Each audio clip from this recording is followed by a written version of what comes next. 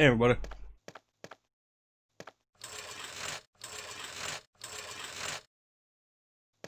Playing Resident Evil. The original. Actually the director's cut. Wanted to get some practice on this.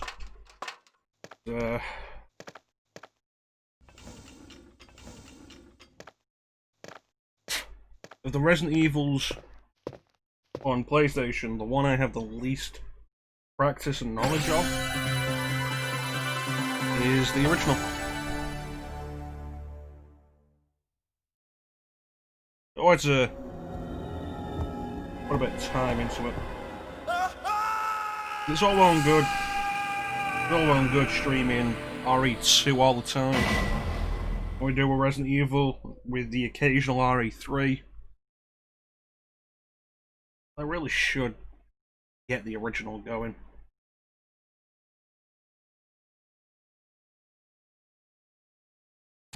Resident Evil.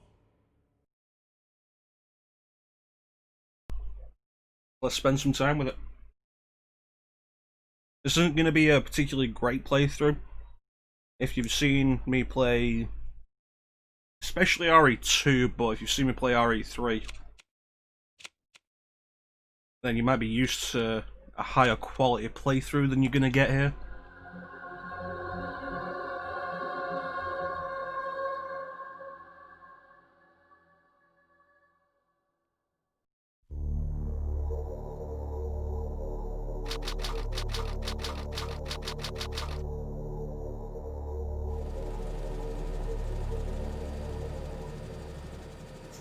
Alpha team is flying around the forest zone situated in Well, hopefully it'll still be a decent enough playthrough, or practice playthrough. Not sure how far we're gonna go. Who disappeared during the middle of our mission. No, I haven't found it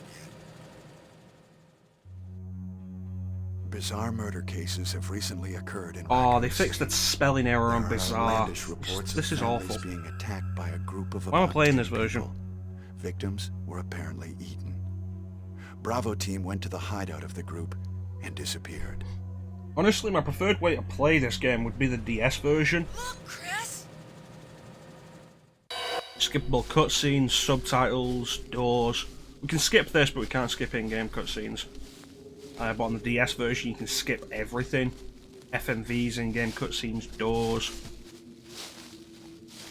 It was Bravo And it's team's got subtitles, but the helicopter. biggest Nobody was issue hurt. I have with But strangely, most using of the equipment was the still there. DS version to practice RE1 with However, we soon is discovered I'd why. get used to the quality of life improvements. Like the manual reload, the 180 turn, and the quick knife. None of which exist in this game. Hell, they don't even have injured states in this game. Ninja, my boy! How you doing, buddy? I need to put this over here.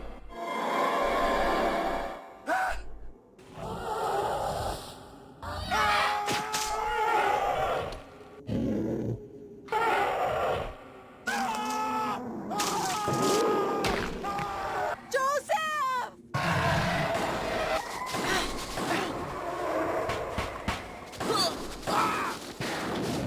Yeah, I'm doing better. Wanted to get in a an extra stream. I was debating doing RE3, but I don't feel confident that I'll be able to do that in the time I've got. And I don't want to stop RE3.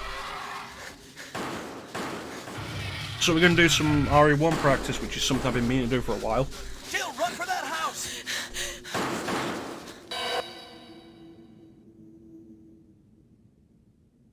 Well, that's the thing. Have you ever seen the uncut version of this opening, Ninja?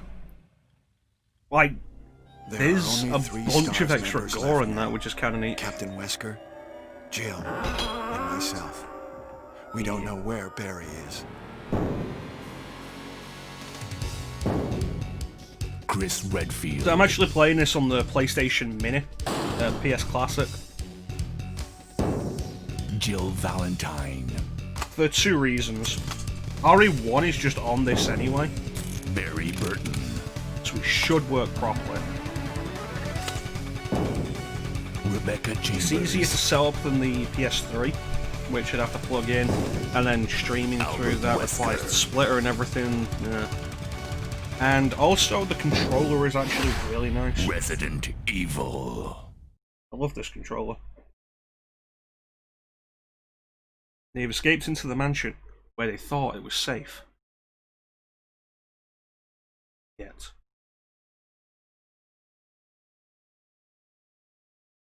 I don't know what happened. What a mansion. Barry! Where's Barry? Well, I'm sorry, but he's probably... No. What is that? I'll go and check. Chris, Okay, practice Jill and I will playthrough. stay in the hall in case of an emergency. Yeah, like, there's a bunch of stuff to complain about with the PlayStation Chris? Mini. The controller, Take care. you could complain about it because it doesn't have the analog sticks, which is fairly reasonable, but most games on the PS1 use the D-pad anyway. And it's a solidly built controller, it's very nice, and there's no extra bits in the way. Is this running slow?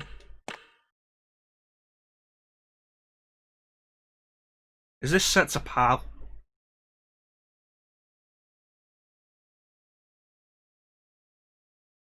What do you mean fail to write configuration?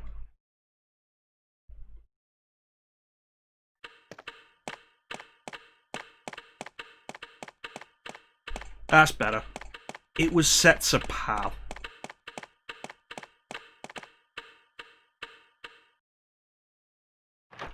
That's another thing you can complain about with the PlayStation Mini. For some reason, some of the games are the PAL versions, which run like, I think it's like 17% slower. The fact that I could feel that it was running slow might be a little sad. Come on. Come on.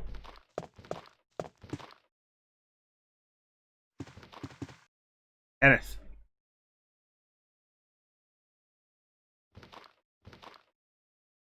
I'm gonna have to run around again to get the other one.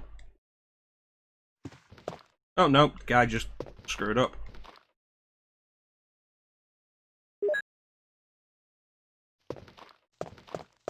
Nice.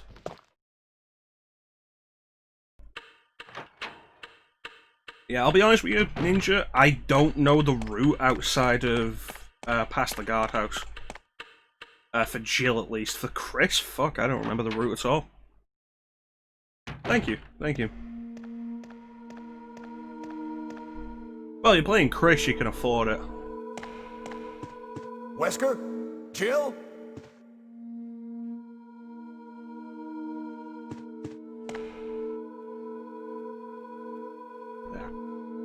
Yeah, we're playing this on the PlayStation Jill Mini, and the Wesker? PS Classic. I have modded this system, because honestly, if you're going to buy it and not mod it, what are you doing? Oh, this is the game that has the menu set to the start button.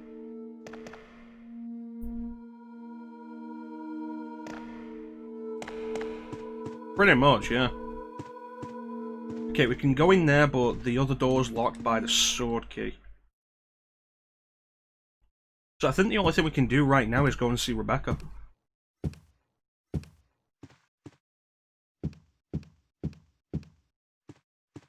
But yeah, it's the weird thing, like, a bunch of the games are set to be the PAL versions, which run slower.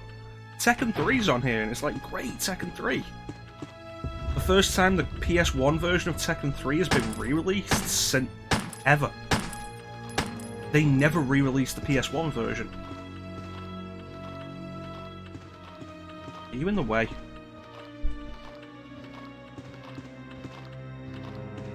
Yep. God damn it.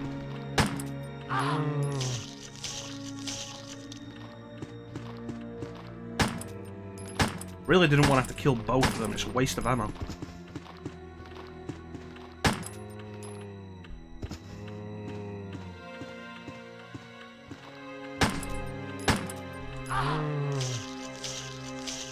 Yep, it got bad.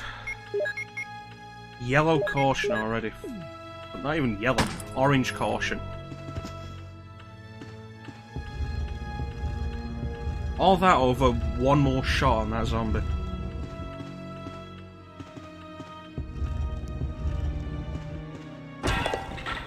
God damn.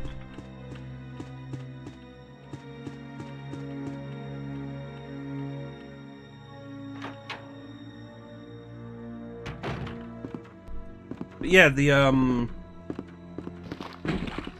jeez. Yeah, that's not bad.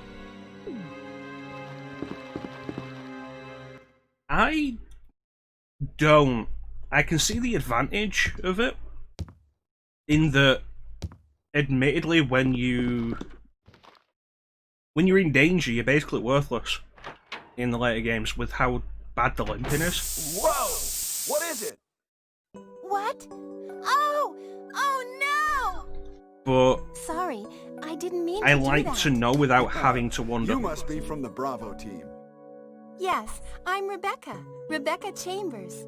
I'm a newcomer. I just joined the Stars Bravo team last Yeah, month. like, they have the Well, PAL version of I'm Tekken really 3. sorry. Like, one of the Are best you all things about right? Tekken 3 over Tekken 2 was how fast I'm it was. Chris Redfield Tekken 3 from was the a Alpha revelation of 3D Are fighting you games. the only person here from And they have the Bravo PAL team? version that runs slow. Well, because the helicopter made a forced landing, I just ran into this house anyway, but I see. There's nothing else you could have done anyway. As it is, though, like, you pick one of these up and it's a Yes, sir. fairly inexpensive PS1 emulator. But it's strange. I serviced the helicopter recently, but something went wrong with the engine. It was such a short flight. Is that voice Enrico? Yeah?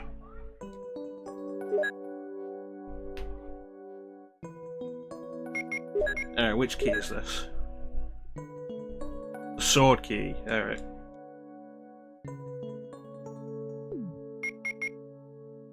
I can probably take one more hit before I need to use that. You're not gonna heal me yet, are I you? wonder if everybody is...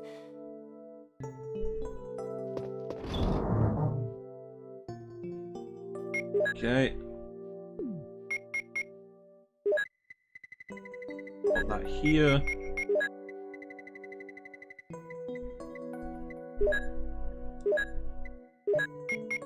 And of course, one of the most irritating things about RE1.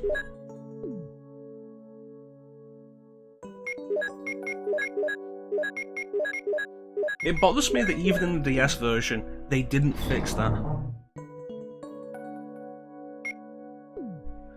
Yeah, even in the DS version, they didn't fix it. Well, what should I do now? If you go out to search for the other members, how about letting me come with you? No. It's pretty dangerous outside. Let me take care of it. I understand. For now, I'll wait here. Since there are a lot of chemicals in this room and they might be useful. Well, I'll look over the chemicals. Okay. Alright, sword key, sword key. Been a long time since I've even tried to do anything with Chris in this game, so I don't remember anywhere except the door with the maiden with the jug that needs the sword key.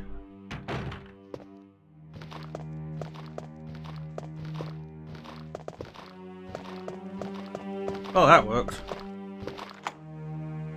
Oh, there we go. What if I tag along with you? We can be like a buddy cop movie.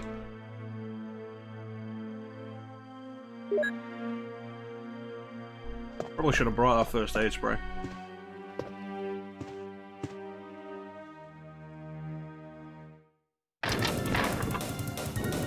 Bam, bam, bam, bam, bam.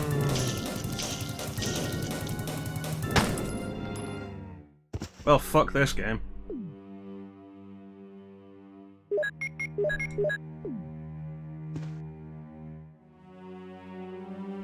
Doing that as fast as I could, and it still took damage. Yep, the best file in Resident Evil.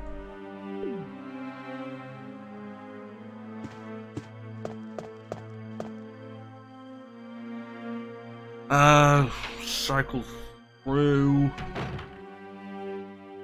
Nothing to do over here yet. It's, to be fair, it is fairly well written. They don't overdo the cognitive decline. And it's pretty good. Wait a minute, there is actually something I can do over here.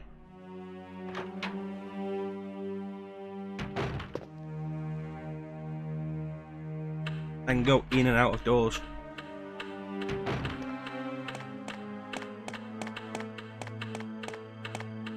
On your first time through, anyway. I feel like it becomes maybe a little obvious when it says, you know, scratched and a piece of rotten flesh fell off.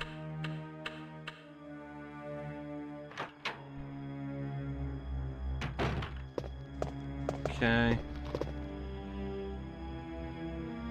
After that, yeah, maybe. Alright. Kill you, this corridor will be clear.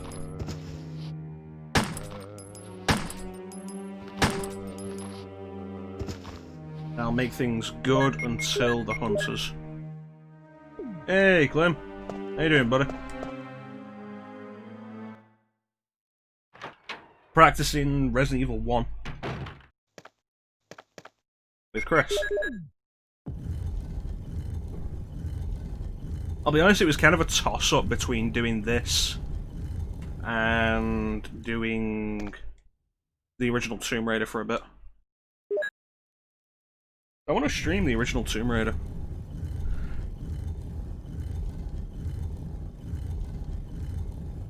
Yeah, that's why I'm one bite away from death. I'm showing Ninja how to very carefully skate that fine line. The best way to ensure a no damage run is to take enough damage to be one hit away from death.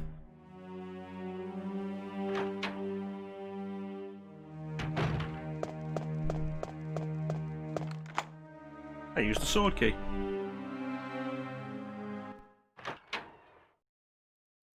I gotta admit, like, as much as I'm not overly fond of the original Resident Evil, one thing that is actually really good is the soundtrack. The soundtrack is very good.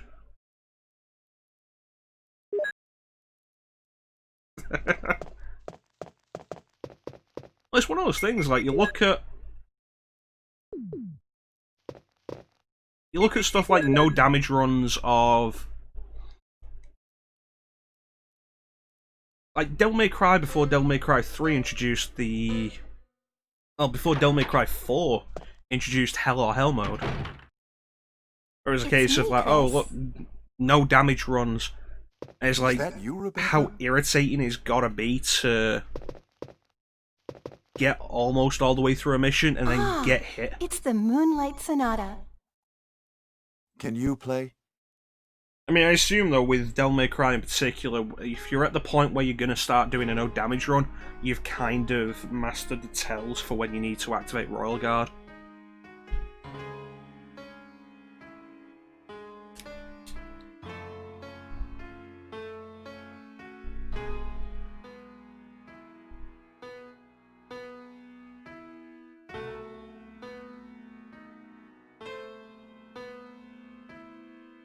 Wait, what is that? My interpretation is off a little.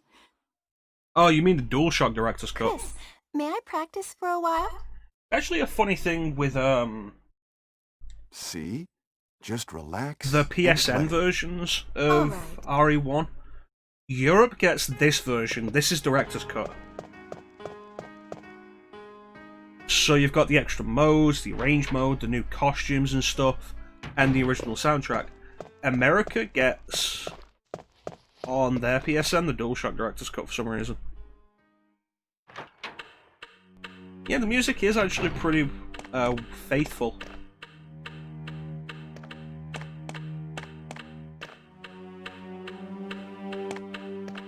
It's one thing I definitely commend RE3 Remake for.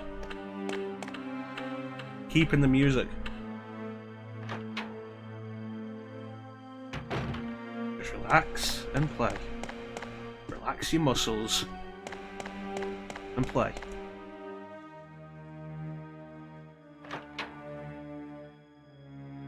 So how are you doing today, Clem?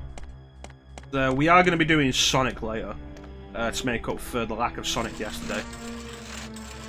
So it's going to be a double stream day. Just let the music take you. And she starts playing the, oh, what is it called? I think Opposing Bloodlines. The opening theme for Castlevania 64, which is actually a really good piece. I think there's just an ink ribbon in here.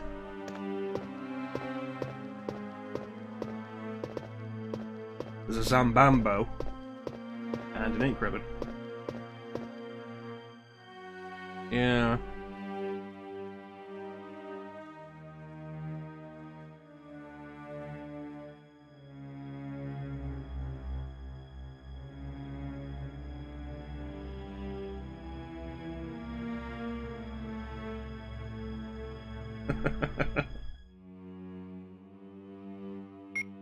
Well, a good excuse not to mow the lawn then.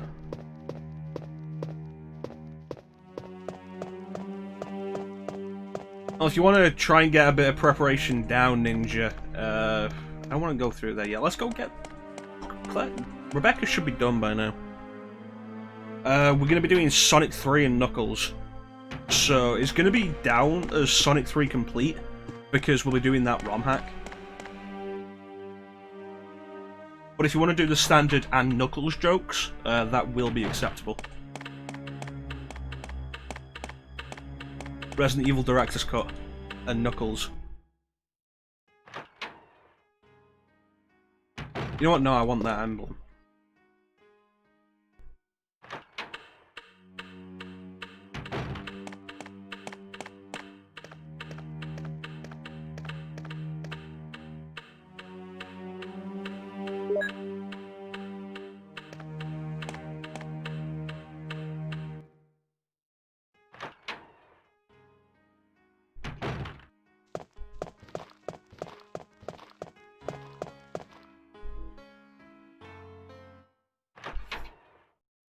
Alright, how are we doing? Rebecca. Chris!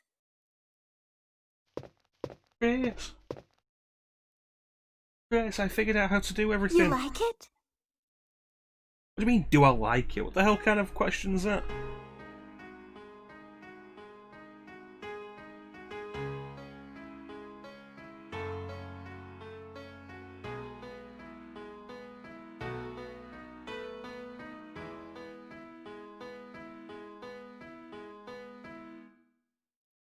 Oh, that was great. Yeah, I'm beginning to think the sound might be a little fast. Which might be a case of this being, I think, the PAL ISO being run through NTSC mode. God fucking damn it.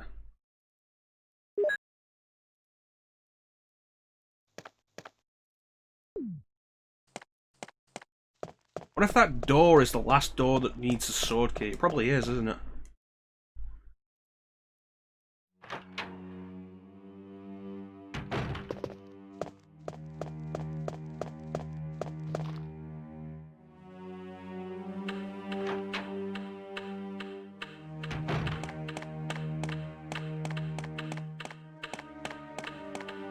Yeah, there's a reason they never did 6 slots again on any character until RE0. Yeah, you need the emblem. I think this is going to be the last sword key door, though don't hold me to that. Which means I should have just used the key on this door.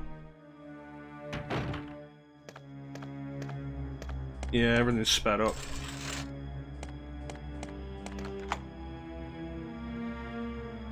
There it is. Could have saved so many problems.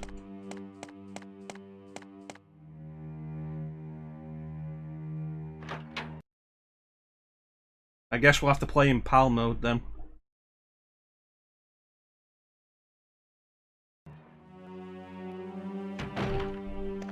Which means Chris is going to run slower.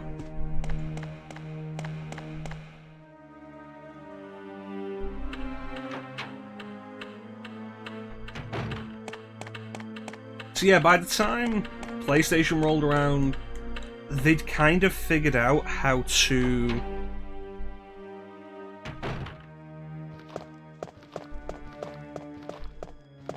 like keep the music and sound effects the same between NTSC and PAL.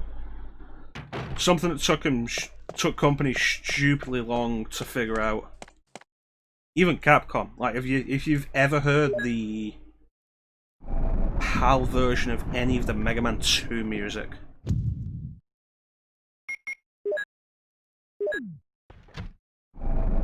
which in fact I will play for you right now as I dump this emblem. Let me just get the thing up.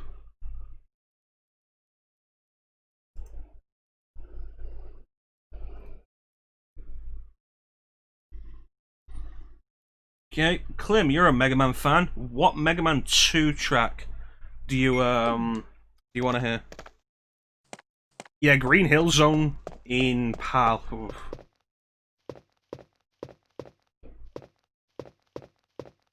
Rebecca? Chris, are you alright? Yeah, you probably could have just played the piano again to open that up. Flashman! Flashman it is.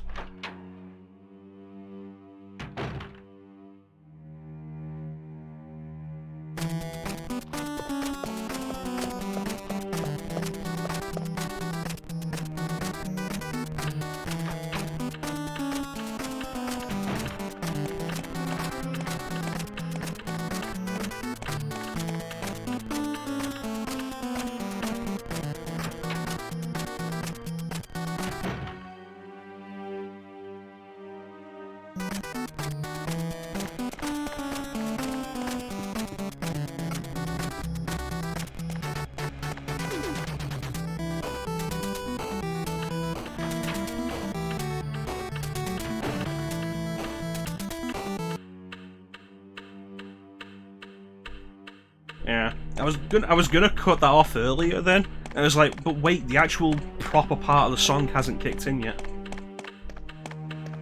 And like, it's running notably slower. It's not a bad theme, even slower, but it changes the tone. Yeah, no, it's a fine enough theme running slower, but it changes the tone.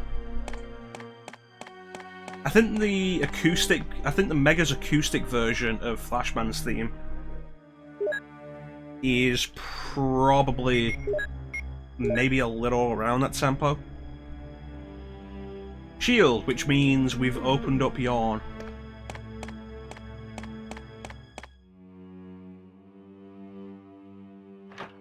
I like Flashman's theme.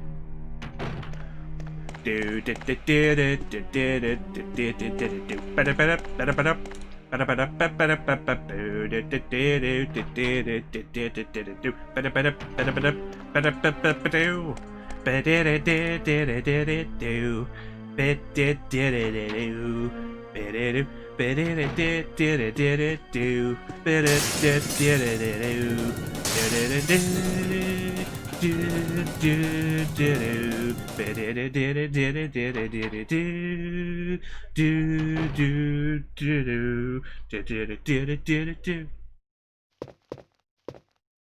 an herb there, which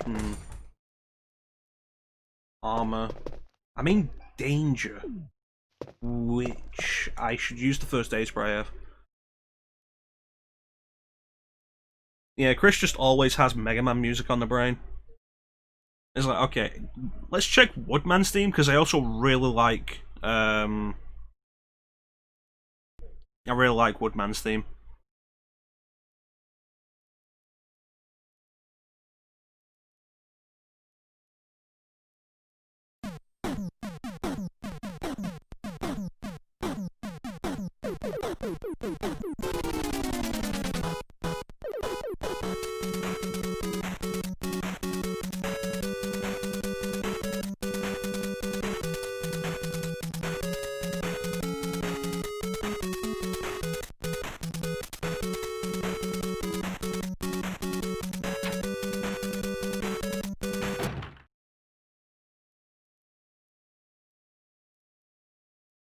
Again, like, It's not a bad theme, even slowed down, but the tempo doesn't...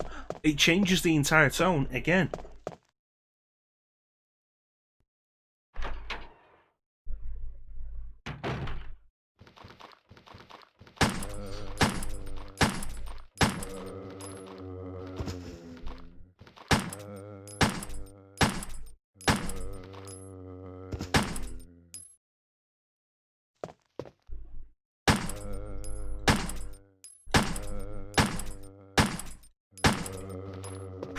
That was close.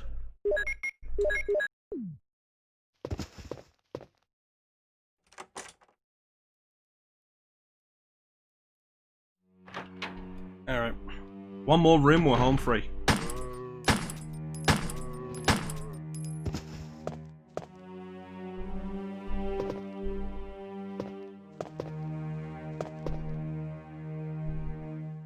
Do I have enough room? Alright.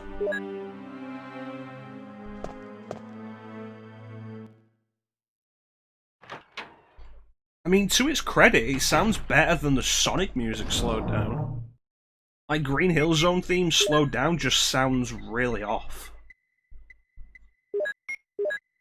And not even in a way that's like, yeah, no, I can understand this. It's just really bad. I think I need the armor key to go and see Richard, which means the shield key is useless to me right now. Let me grab these, put them in the box. Will I take chemical?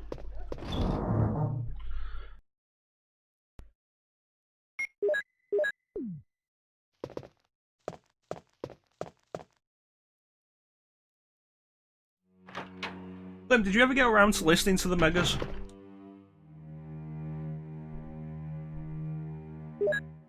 I really love the Megas version of the Woodman theme, carved from Mighty Oak.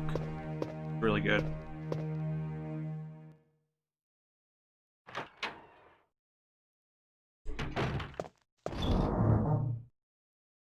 I really need to get around to listening to the Megas Mega Man 3 double album. Yeah, it's good stuff.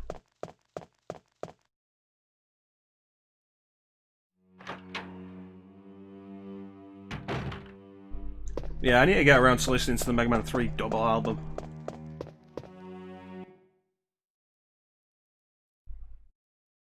And what else?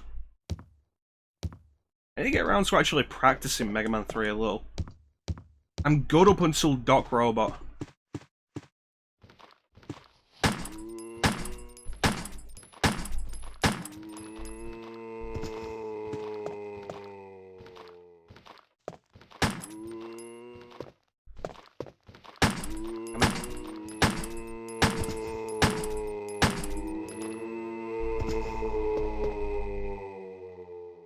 Alright. And this room ain't gonna be great.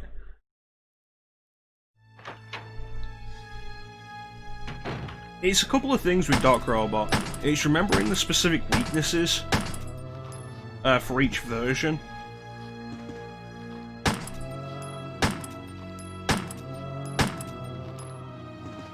Plus, while the strategy is largely the same in pattern recognition, god damn it.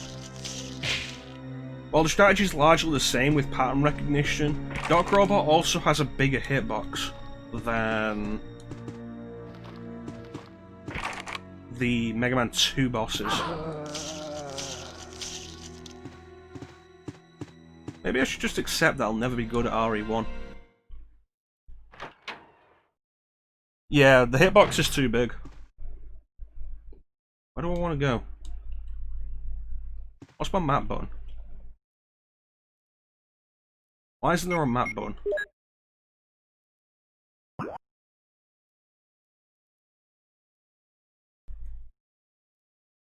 Well, dodging Leaf Shield anyway is tricky enough.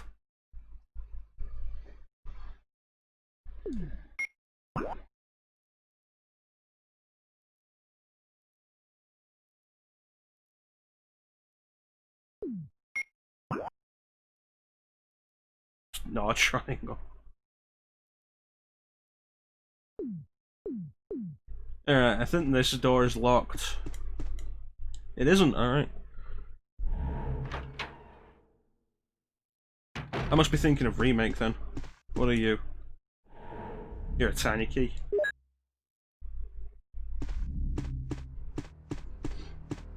Maybe I should just learn remake instead.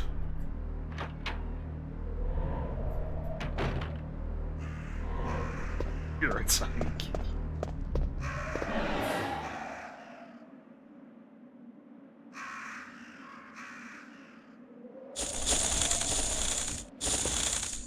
Damn it, Forrest, you don't even have the bazooka.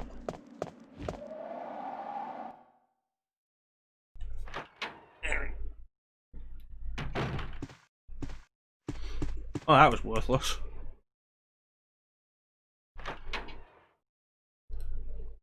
Maybe I should have played Tomb Raider instead.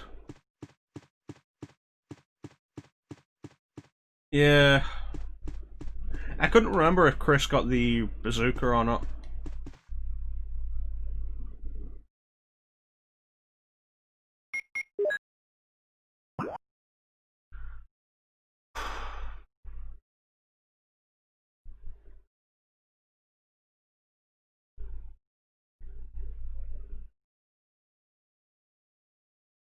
For closure.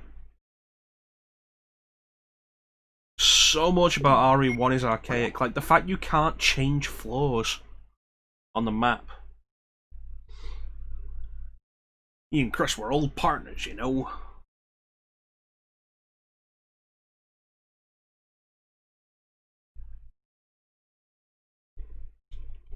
Yeah.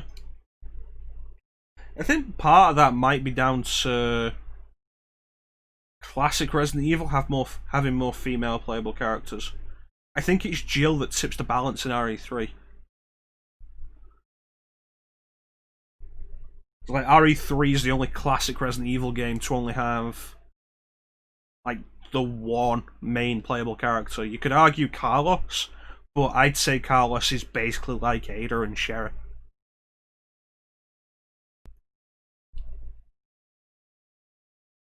I want to play Tomb Raider now. I think I'm going to switch to Tomb Raider. Does anybody have a problem with Tomb Raider?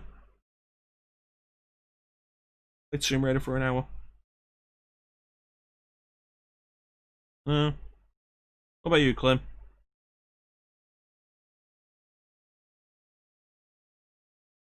It's always a good policy to do what I want to do. I don't know why I keep trying to learn RE1, I don't like it.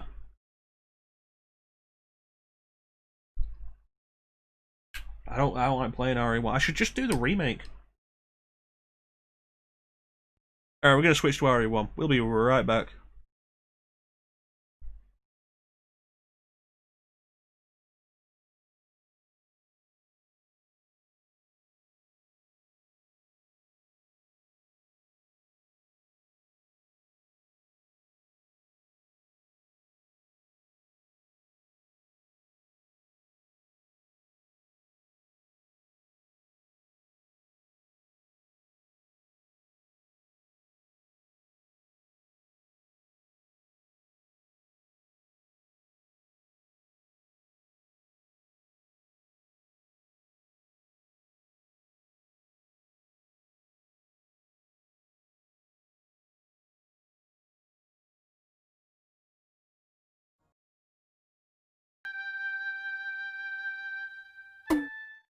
Tomb Raider, the original Tomb Raider, yeah.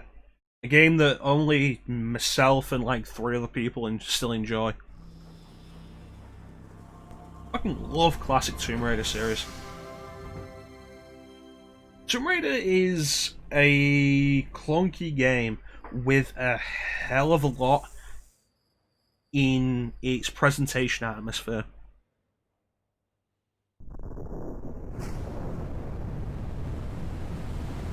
My biggest problem, honestly, with the Resident Evil remake is dealing with zombie damage. It's a classic style Resident Evil game that has damage physics for zombies that are a lot closer to just the remake games. Which can be an issue to deal with ammo. Like, one clip is good for maybe one zombie. I I should really learn that so I can play more than just RE2 and 3 on stream. Attention from you. It's hard to say exactly, but... Or just do Code Veronica and then vow never to touch the series again. Though truth is, it ain't me that wants you. Oh? No, Miss Jacqueline Natla does.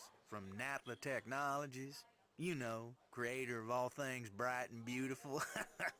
Seal it, Larson. Ma'am. Feast your eyes on this, Lara. How does that make your wallet rumble? I'm sorry. I only play for sport. Then you'll like a big party. Feast your eyes on this, Lara. It's me on a computer screen with money raining down on me. Sheer walls of ice, rocky crags, savage winds, and there's this little trinket. An age-old artifact of mystical power is buried in the unfound tomb of Qualapec. That's my interest. You could leave tomorrow. Are you busy tomorrow? I love classic Tomb Raider. I love classic Lara. Classic Lara's personality was great. Like, Lara in the Legends series was all, ooh, I'm a cool, tough action girl. Whereas Lara in the classic series was all like, I'm confident, I know I can do this shit, I don't need to act cool or tough. I'll take you on a guided I'm tour. just cool and tough. D-pad to go into the music room. It's like, you compare, because they remade this as Tomb Raider Anniversary, and compare that scene from this to Tomb Raider Anniversary. And in this, it's very clear she has nothing but disdain for Larson. But she's playing it cool and maybe even a little bit... that's probably not supposed to happen. Playing it cool and maybe a little flirtatious because she just doesn't give a fuck about Larson. Meanwhile, in Anniversary, it's more like, yeah, shut up, Larson.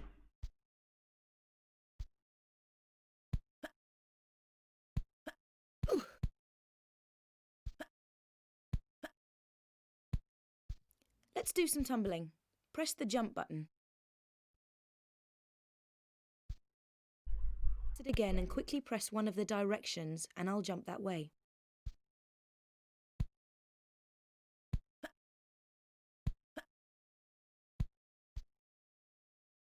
The butler isn't in this game. This is the original, which has the mansion exist only as a tutorial area. There aren't any hidden secrets to find like there are in 2 and 3.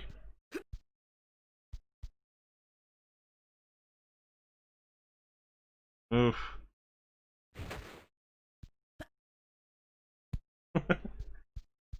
To be fair, a lot of people are getting confused. The main hall. Sorry about the crates. I'm having some things put into storage and the delivery people haven't been yet. A lot of people will get some of the classics confused, with good reason, because the graphical style remains the same across 5 games. You have to really know the games to know the differences.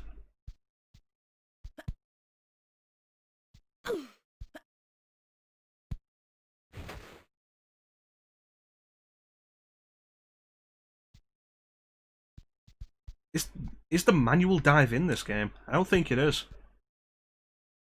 I think the dive move in this game is specifically when Lara's jumping into high water. Press action and I'll vault up onto it. Don't mind the Ark of the Covenant.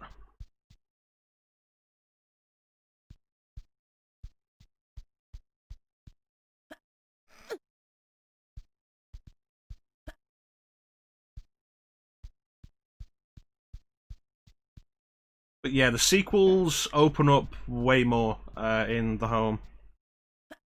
That room is open on the right. You can go out to the garden. There's a secret door there in Tomb Raider 3, just like right there. There's another door there that leads down to an aquarium. There's an attic. Like, the whole mansion is bigger in 2 and especially 3. Used to be the ballroom. I don't actually run everywhere. Walk button down. I won't fall off. Want to look around? Press and hold the look button. Then press in the direction you want to look.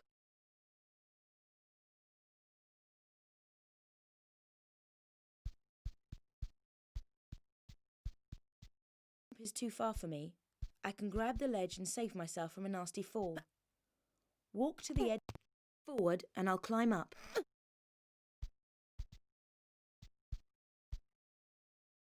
be fair, from an era where tutorials didn't really A exist, running jump. I can the edge with Tomb the right Raider has hand always until had I pretty good stop. tutorials. Then let go of walk and tap backwards to give me a run up. Press forward and almost immediately press I and like hold that the the jump first button. 3 games made the I won't actually tutorials jump until the optional. last Like, minute. the home, This is a really the good mansion one. is To very do a running jump specifically in exactly 1, as 2, and before, 3. Except while I'm in the air, The press and tutorial hold area. the action button to make me grab the ledge. Tomb Raider 4 and Tomb Raider 5, Last Revelation and Chronicles, both had... They didn't have the mansion for you to go through. Climb up because the gap is too small. But press right and I'll shimmy sideways until there is room. Then The press opening forward. level for Tomb Raider Last Revelation is a tutorial, which Backwards. And I'm I'll not jump as off fond backwards. of as an idea because that level's Immediately press and unskippable. hold the action button. You can just skip I'll this, grab it the means ledge on the nothing. way down. For a swim. It's like you know how to play it, you can just skip it. And the directions move me around underwater. And these are some of the best swimming controls of, like, probably the entire generation. Now I'd better take off these wet clothes. That created a lot of rumours back in the day.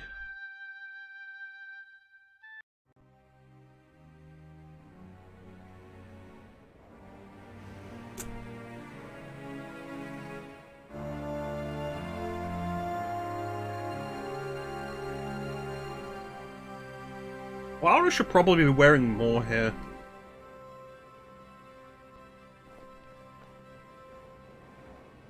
Like, the hood and cloak is all well and good, but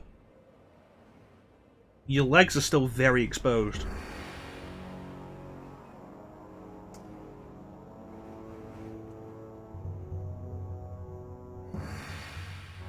And so are your arms.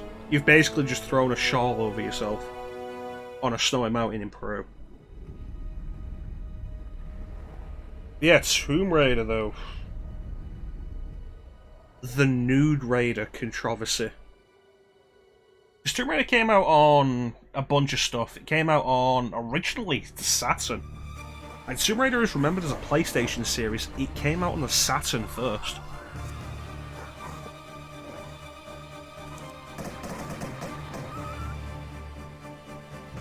Look at these 96 FMVs.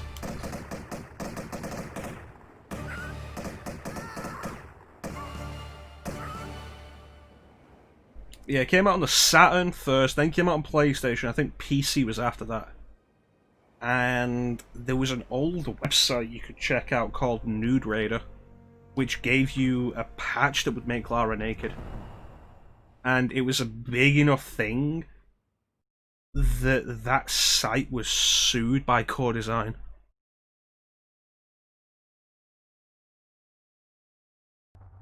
Fun fact, the reason Lara has a ponytail in the cutscenes but not in-game is actually because of a mistake.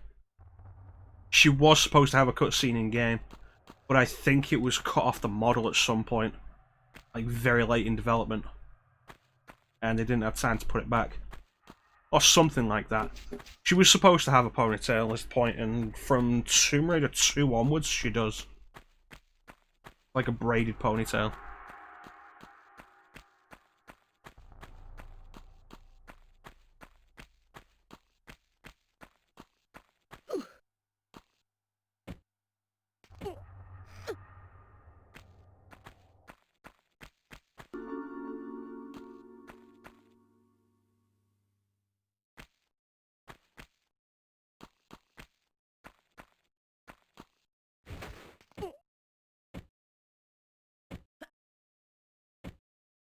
It's a secret. Yeah, Tomb Raider, I've said this before, kind of offhand. Tomb Raider, I think, is the natural evolution of the classic cinematic platformers like the original Prince of Persia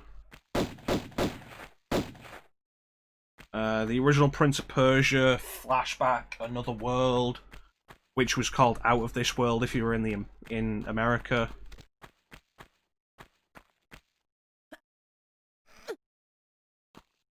I feel like this is basically the idea. Oddworld, Abe's Odyssey.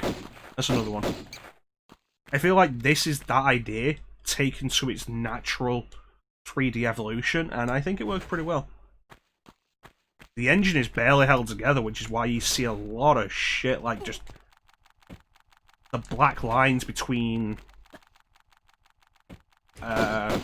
models and stuff.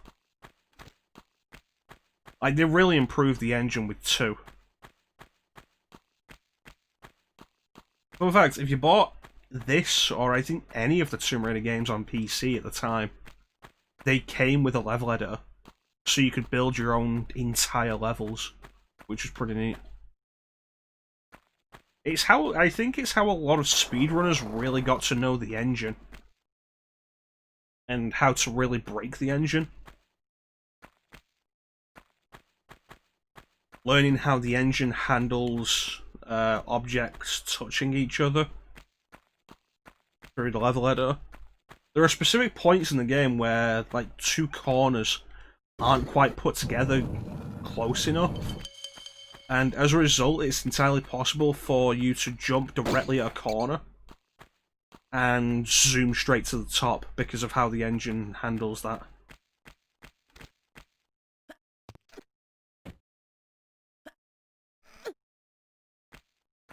It's weird and fascinating stuff. And it's worth remembering just how early into the generation this game was. This was 96.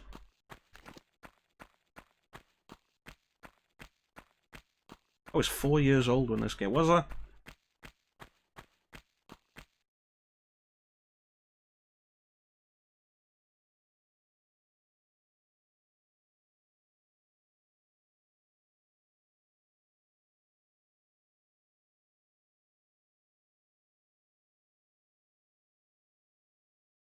Why is it when I type Tomb Raider, the first result is not the original?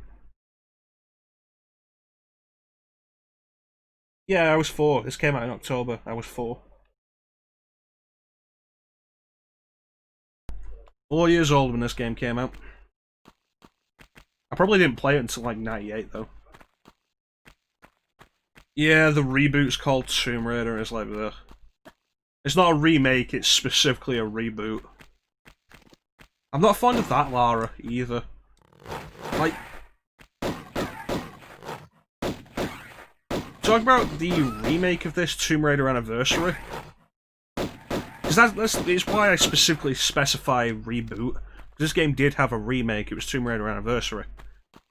It's a decent enough game. I don't like it as much as this. But like the Legend series is fine. It's not awful, and I like Keely Hawes as Lara. The reboot series, I really don't like Lara as a character. I started Shadow of the Tomb Raider a little while back. I finally picked it up. It was on sale. I got the version that comes with everything. Started it up, and like an hour in, I'm like, wow, Lara, I don't like you. I don't like you again.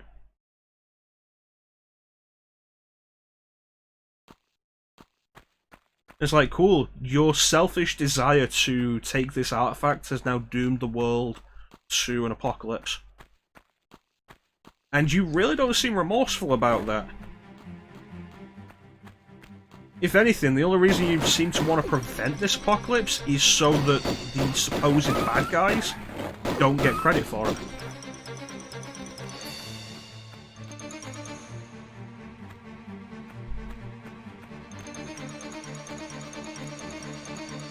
Really, they changed writers. I was not aware of that. But I'll be honest, I've not looked into a lot of behind-the-scenes stuff in the reboots.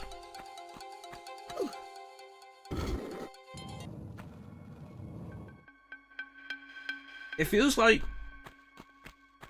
the reboot, Lara's characterization is fine. She's learning this whole thing and trying to survive against these terrible odds and stuff. Rise of the Tomb Raider Lara personality is her overcoming the idea of the fame and stuff, or whatever. It's like, oh, here's this artifact that the bad guys are searching for. I want to find it first to stop them and reveal it to the world. And every other character in the game is like, you know, maybe this isn't such a good idea. And it takes her up until right at the end to realise, maybe this isn't such a good idea, like everybody's been telling her. And it feels like Shadow of the Tomb Raider decided that whole character revelation didn't really happen.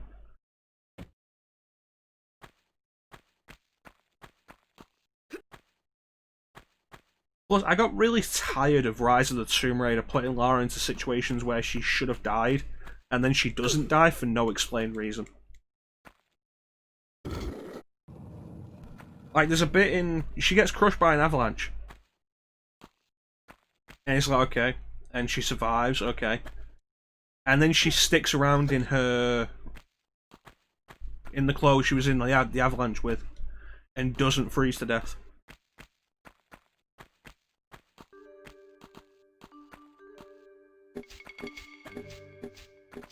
And there's a bit later on where she dives under ice to escape a helicopter that's chasing her. And then climbs out of the water and runs away and doesn't die of hypothermia. And it was like, you know what? If you're gonna try and be realistic with other stuff, I need you to be realistic with this.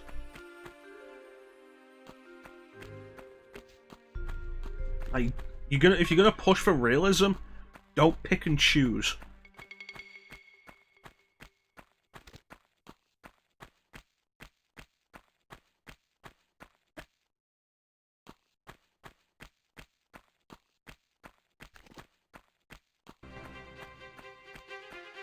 See, the music doesn't come in all the time in this game, which I think really makes it work when it does. This game thrives on its atmosphere. I feel like I was going to say something earlier and I forgot what it was.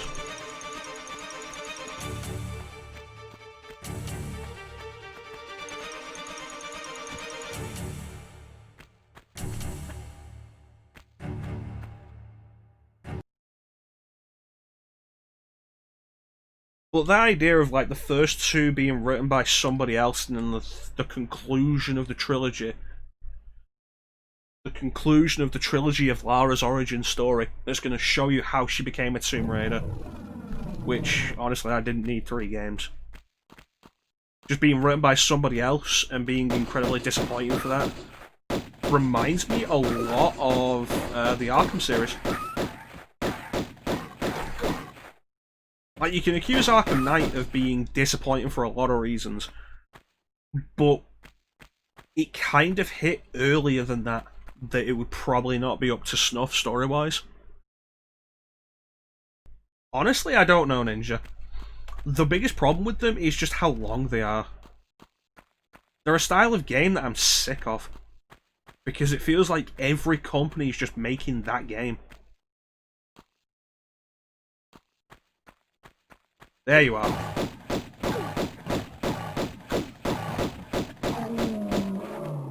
Okay, now let me just heal. Rips off the end of the movie. Jeez. I remember, like, the main thing I'm aware of with Shadow of the Tomb Raider is when it first came out, the game launched with a different ending. And, like, you can look it up now on YouTube. The original ending tied into the original Tomb Raider. It was supposed to be about Natla being hired about Lara being hired by Natla, who is like the character who's hired us to do what we're doing now. I was like, oh no, shit, we shipped the game with the wrong ending on the disc, and it was patched out quickly. It's like, wait, what?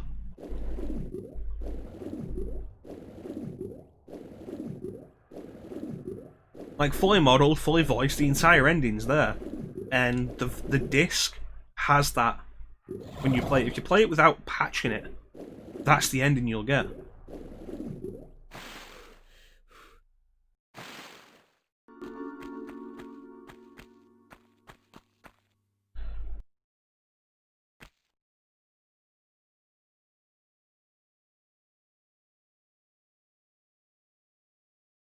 And it's such a weird idea for that to ever happen. Yeah, apparently it wasn't. It's not the ending they intended to put in it. Like the ending that calls back to the original Tomb Raider. It's not the ending that was intended to be in it. The ending that you talked about that rips off the end of the movie. Apparently that was the ending they wanted to go with, and that's the ending they patched in. It's not even because people were annoyed with the ending that calls back to the original Tomb Raider. Apparently it's just not the ending they wanted. And they're like, yeah, no, we had a bunch of different endings in mind, and it looks like the wrong one was actually put on the disc. It's like, what a weird thing.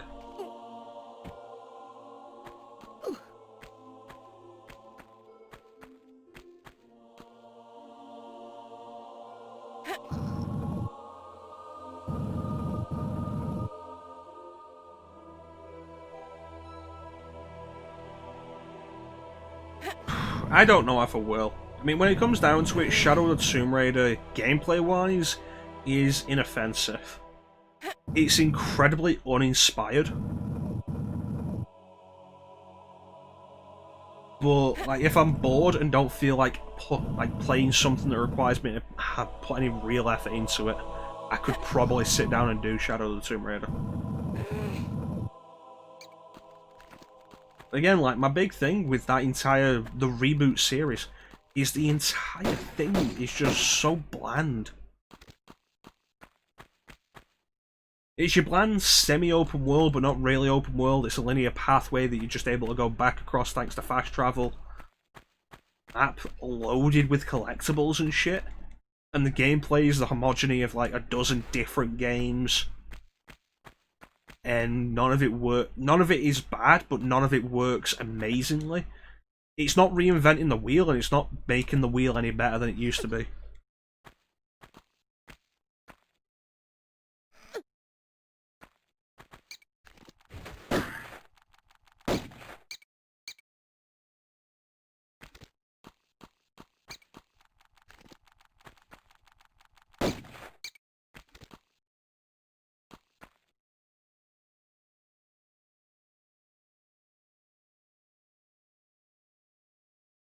Well, these games created their own identity largely through, like I say, being 3D versions of the classic cinematic platformer. I should have put the guns away first. 3D versions of the classic cinematic platformer style with the personality of Lara. And that's something that the reboot trilogy kind of fails at. What's Lara's personality?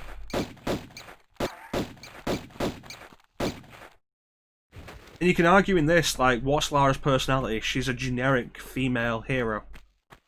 Cool, but this game also doesn't rely on story.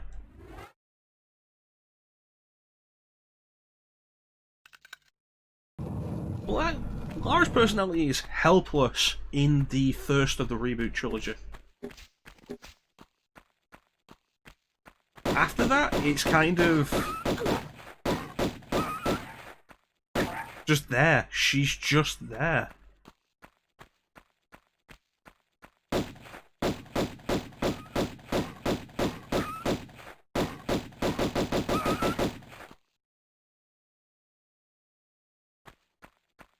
She thinks she knows everything. She doesn't. She needs to learn to listen to her companions and people who actually know more than her. And that's it.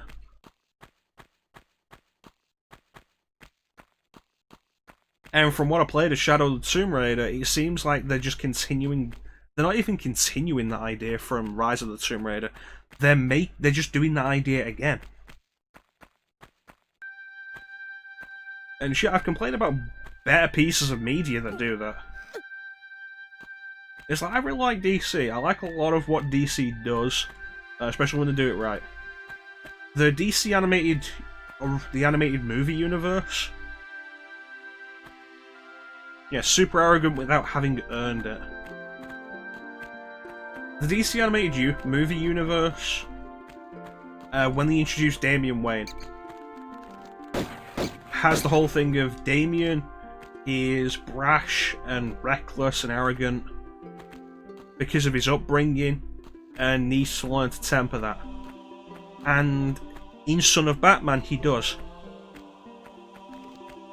And then we get to the next movie he's in, which was Batman vs. Robin, and he needs to learn that again. And then we get to the next movie he's in, which I think was Justice League vs. Teen Titans, and he needs to learn that again. And thankfully, after that, the lesson stuck, which is nice. But it made Damian Wayne a really irritating character to watch throughout like most of that. And that's basically what Shadow the Tomb Raider seems to be doing with Lara. She needs to learn the lesson that she learned in the previous game again.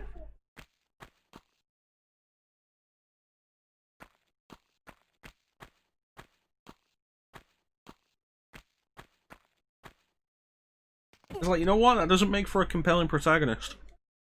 If they have to keep learning this shit and keep doing this shit.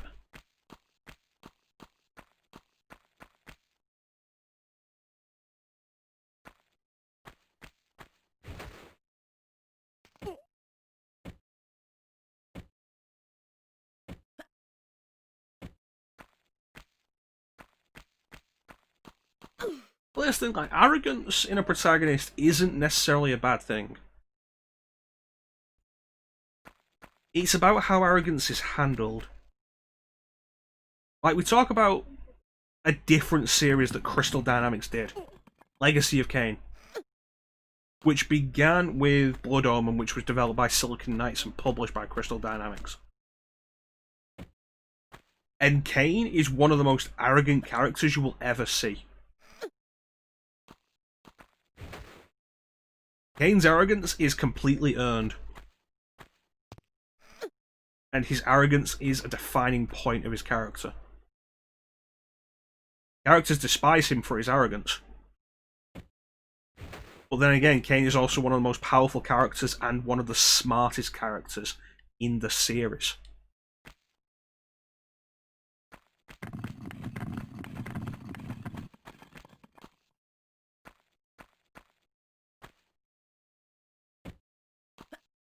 I do want to sit down and do the entire Legacy of Kain series at some point, because while there are problems there is so much of value.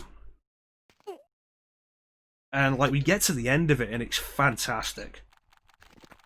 Like, Kain's character by the end is just awesome.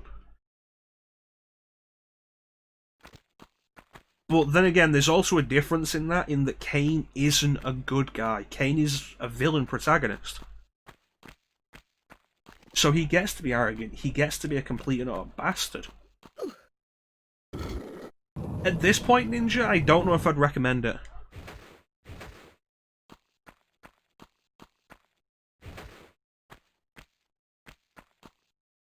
Largely just because of archaic. I don't know if I'd recommend this. If you have the time and the patience to sit down with this and deal with it with the somewhat clunky controls, the entire game is built around the clunkiness of these controls. It's like playing RE4. RE4's controls work for its game.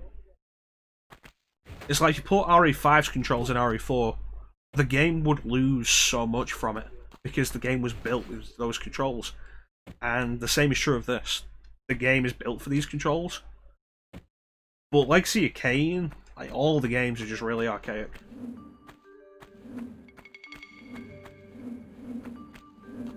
Yeah, that was a bad move.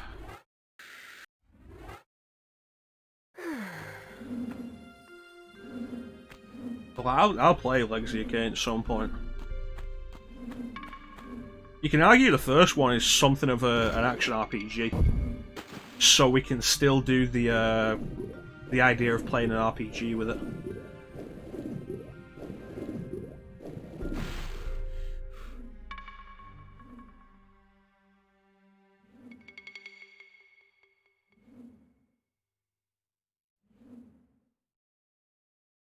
See, I get that as an idea.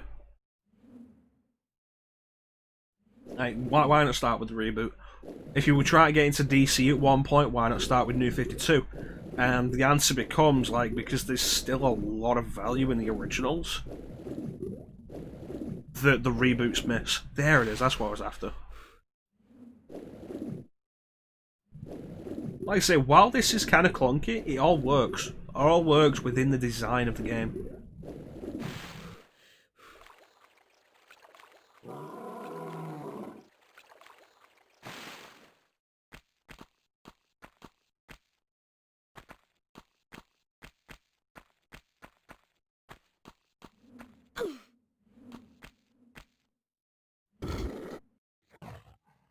Okay, so that's opened up a door. I need to kill that bear.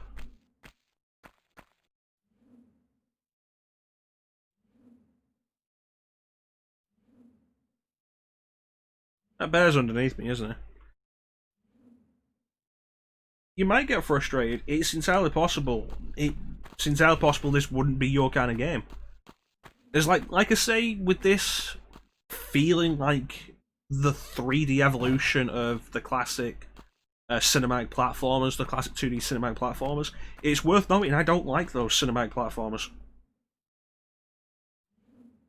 I do get frustrated with those. I get sick of those. I get sick of the way a lot of them work. With how death is so prevalent. Die, reload because, oh, you didn't press jump quite fast enough.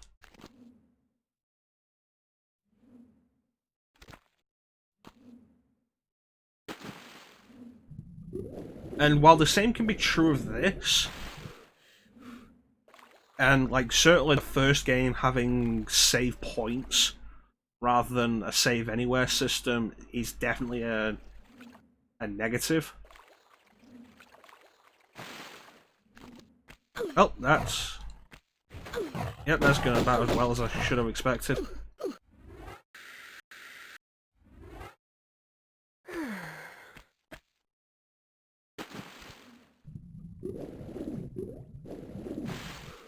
I feel like this game does do better than a lot of those 2D platformers do with that.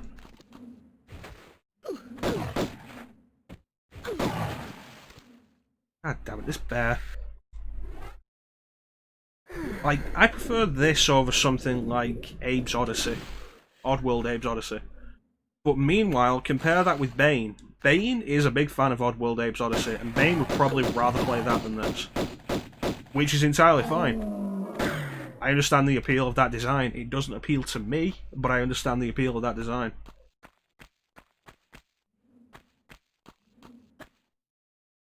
And the same is true of this. This doesn't work for everybody. It works for me. I'll tell you the benefits of it, but I will completely understand if you don't want to do it.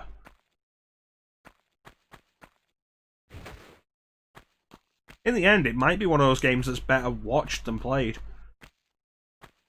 But it's worth noting that like a good 90% of this game, probably like 95% maybe, is entirely in its gameplay. Oh, that's nice of you to say, Ninja. I try to be as objective as possible with a lot of these things. I don't always succeed. For example, like you know what? No, I'll understand why somebody is into Borderlands. Will I?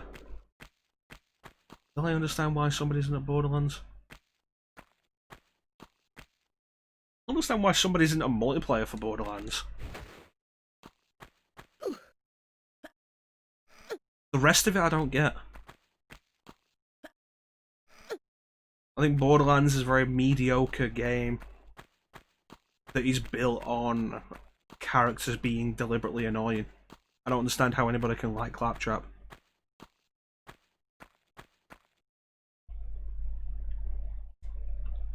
Well, that's the point with an opinion. Can an opinion be wrong? I mean, the answer is yes.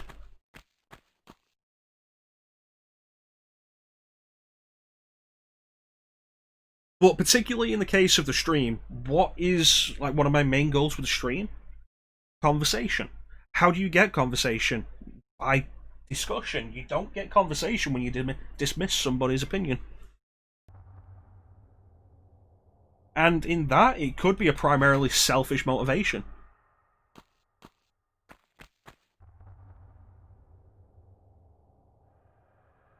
Like, the whole desire for the conversation could be entirely selfish. I enjoy myself more when I'm having a conversation with you guys. And discussion fosters that.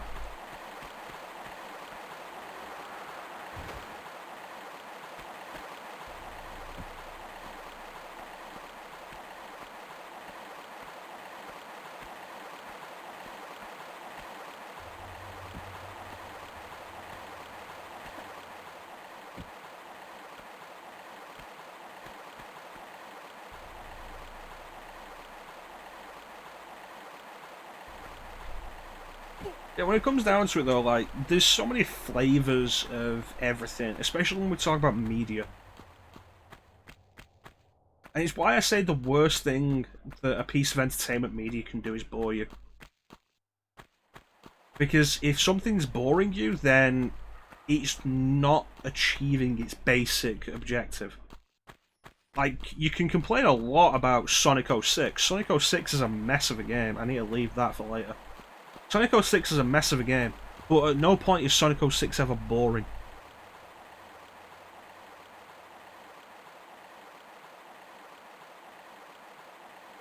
Yeah, respectfully agree to disagree. There's nothing wrong with that.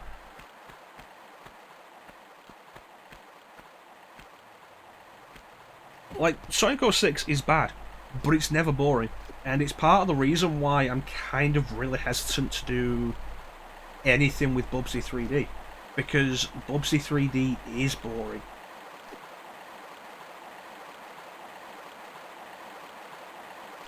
Well, there's nothing over here. Yeah.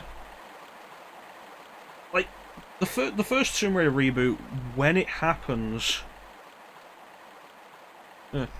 The first Tomb Raider reboot, we go back to when it came out, which I think was 2013, and it was a fine game.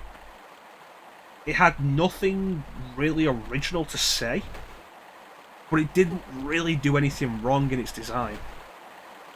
And it was at a point where we weren't oversaturated with those games.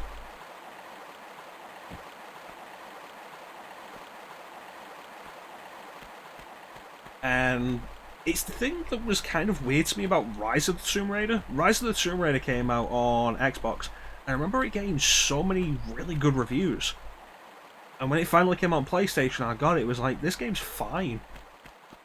It's not amazing. It's not going to set the world on fire. Why did this get such brilliant scores from everybody? It's fine. And in the time between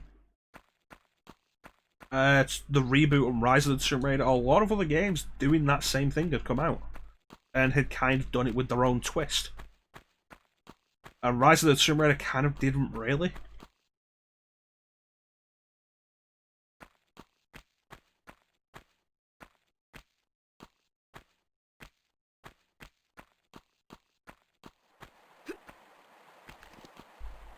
I just hear bats. Yeah, it's a fine game. I don't think it did anything particularly noteworthy. I don't think it did anything that it did well enough. It's like, there's not... It's something I wish Nintendo in particular would learn. There isn't a need to reinvent the wheel every time. Which, like, we speak specifically of Nintendo games. Game Freak needs to learn that. Game Freak's desire to make every Pokemon game have a unique feature. It doesn't have to. You don't have to reinvent the wheel. There's something to be said for doing stuff that has already been done, but doing it incredibly well. For refining it down to a shine.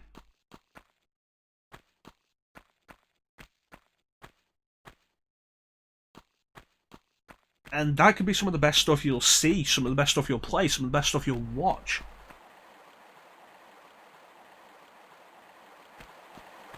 You know what, at some point I need to do Star Fox Zero. At some point I should probably finish Star Fox 64. I've never finished a Star Fox game. Alright, let's just do this.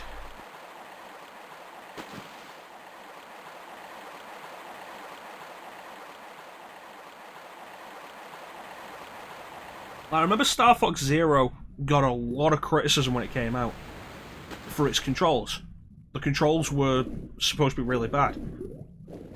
I should finish 64. It's largely the same case as everything else in my life. I started it and then just never done anything further than that.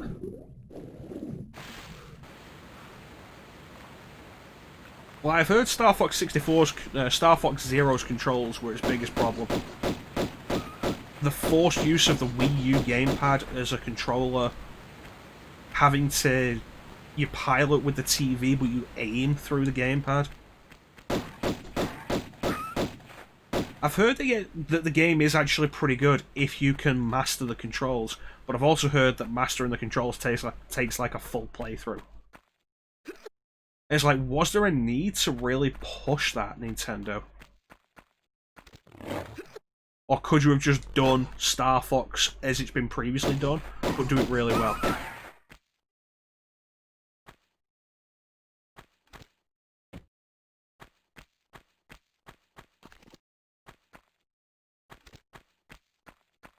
Like, we get back to Tomb Raider, and Rise of the Tomb Raider is fine. The Tomb Raider reboot was fine. It didn't reinvent the wheel, but then not everything that was out at the time was Tomb Raider. In the time between Tomb Raider and Rise of the Tomb Raider, a lot of games came out that were basically the same. And so Rise of the Tomb Raider, in order to stand out from that... I've gone the wrong way, haven't I? Rise of the Tomb Raider, in order to stand out from that, needed to either do its own thing, which it didn't, or be better, which it wasn't. It's not to say Rise of the Tomb Raider is a bad game. It's not. It's fine. But unless you're specifically into Tomb Raider, there is absolutely no reason to go for Rise of the Tomb Raider over any other game that's like it.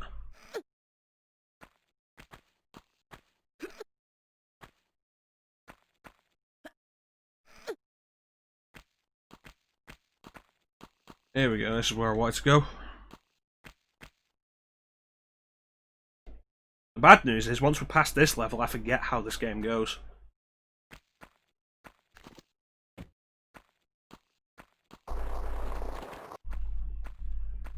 And again, we come back to the point of, you don't need to reinvent the wheel. But if you're going to do something that's been done a dozen times before, and you want to stand out in any way, then do what's been done before really well. There you are.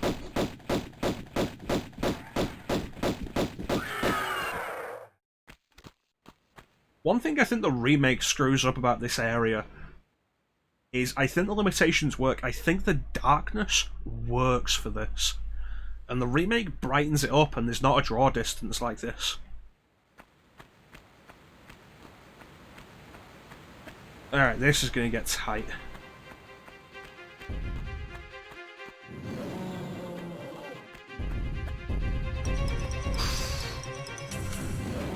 That was actually pretty close. That was pinpoint precision on the jump.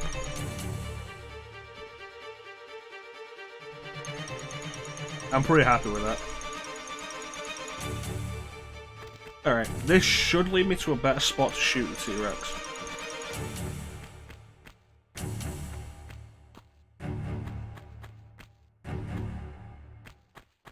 Yeah, no, there are dinosaurs here. Here's the fun thing, the dinosaurs appear in this level and the next level, and then that's it. The game isn't about how dinosaurs have secretly survived. They're just a recurring enemy in this level and the next. And then that's it, they're gone. We'll deal with other stuff for the rest of the game.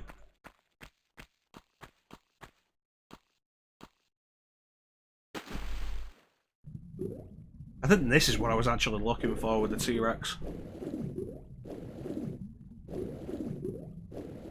Yeah, it is. I was looking for this area. It's a lot easier to jump into here than it is to manage to pull that jump off perfectly.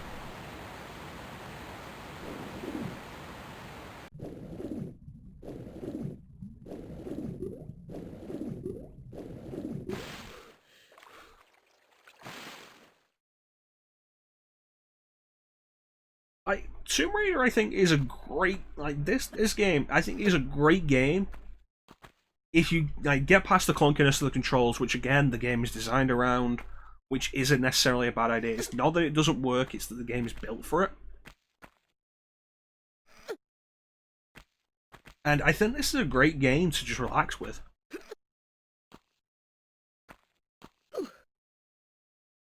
How successful Tomb Raider 2 and 3 were at this is up for debate, but I think the first game definitely works with it.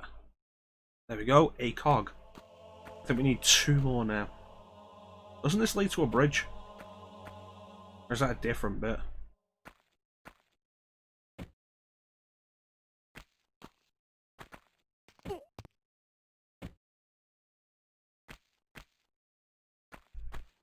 Yeah, like I said, this game does atmosphere really well. It's the specific application of music. There's a lot of silence in this game. And it makes the points where there are music really work, like, stand out more. Where are you?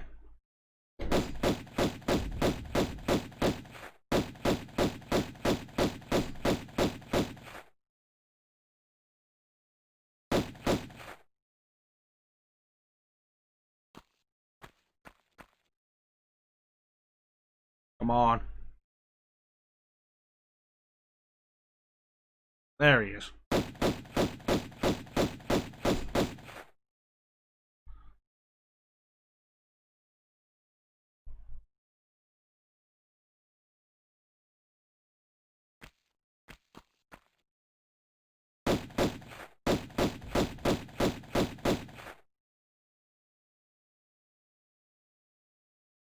Okay. Gotta be careful because I'm pretty sure he can actually get me from here.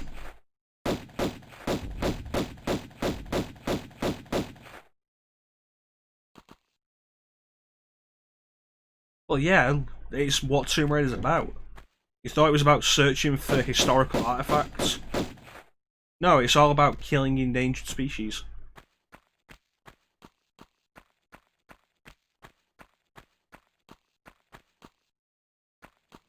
As awkward as it is to actually kill the T-Rex in this game, which is something you need to do to actually run around this area, I think it's better than in the remake, where killing the T-Rex is basically a series of QTEs. Which, you know, is just never fun. Though to be fair, Tomb Raider's combat has never been great.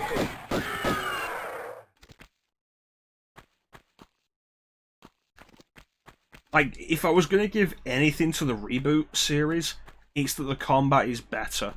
It's still not particularly great, and I think Tomb Raider may do better as a series without combat. But, like, before that, combat in Tomb Raider was really shit. Combat is one thing I won't defend in this game.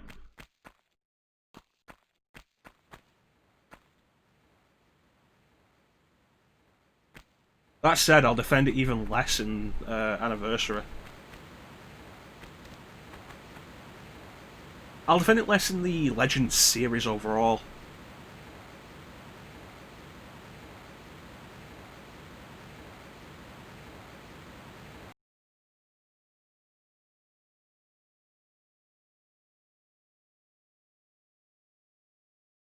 See, this is why you come around to my stream. Because we play fun games, we play old games. And we talk about how fun they can be, while still acknowledging the problem. You know, I've still not done Uncharted 4. At this point, I think I just want to do the Nathan Drake collection on stream before I do Uncharted 4.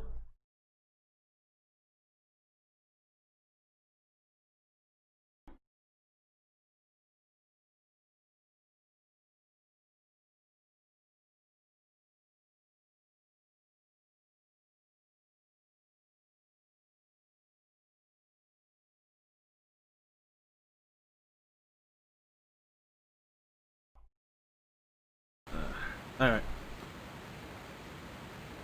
Although, like, not... You come around here often, you know how I like to do series like that. Like, we do that, we start with Uncharted 1, do 2, do 3, and I'm probably going to want to do Golden Abyss as well. Which is the Vita game. Which I feel like Golden Abyss is underrated. And I'm not even going to say just because it's a Vita game. Overall, with the Uncharted series, I'm generally kind of, they're alright. They don't deserve the reputation. But Golden Abyss gets a lot of shit. And I think Golden Abyss is probably better than the first Uncharted game. I mean, fuck, I actually completed Golden Abyss. I didn't complete the first game. I got sick of it. There's something here and I'm missing it, and what is it? But it's like, okay, we want to do Golden Abyss on stream. How do I do that? Oh, here we go. Because like, I can do Vita games with the PSTV. I can do Vita games that the PSTV says that I shouldn't be doing. With the whitelist. Like, if I want to, I can do Metal Gear Solid HD Collection on the PSTV. There's not really a reason to, but I can. I have that option. Golden Abyss is kind of really heavily entrenched in the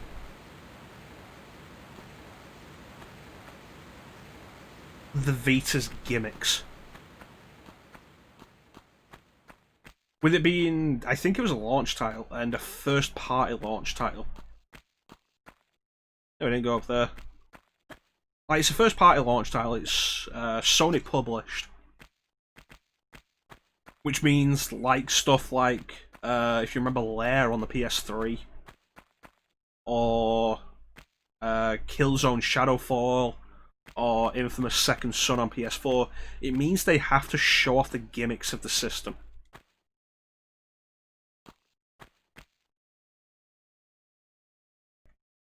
Which with the Vita means they have to do something with the front touchscreen, the back touchscreen, and also the cameras. Touchscreens, not a problem. The cameras. I should be able to make that. There's a specific puzzle that happens in Golden Abyss. It only happens once. And it's the same puzzle that happens again in Assassin's Creed 3 Liberation. Which thankfully has a HD version that was put on consoles. So if I want to do Assassin's Creed 3 Liberation, I don't have to do the Vita version and deal with that puzzle on stream. But it requires you to hold the Vita's camera up to a light. And it is incredibly finicky, and in both Uncharted Golden Abyss and Assassin's Creed 3 Liberation, it took me upwards of 10 minutes to actually get to work. And that single puzzle is my biggest concern with the possibility of actually doing Golden Abyss on stream. Because, like, how do I do that on the PSTV?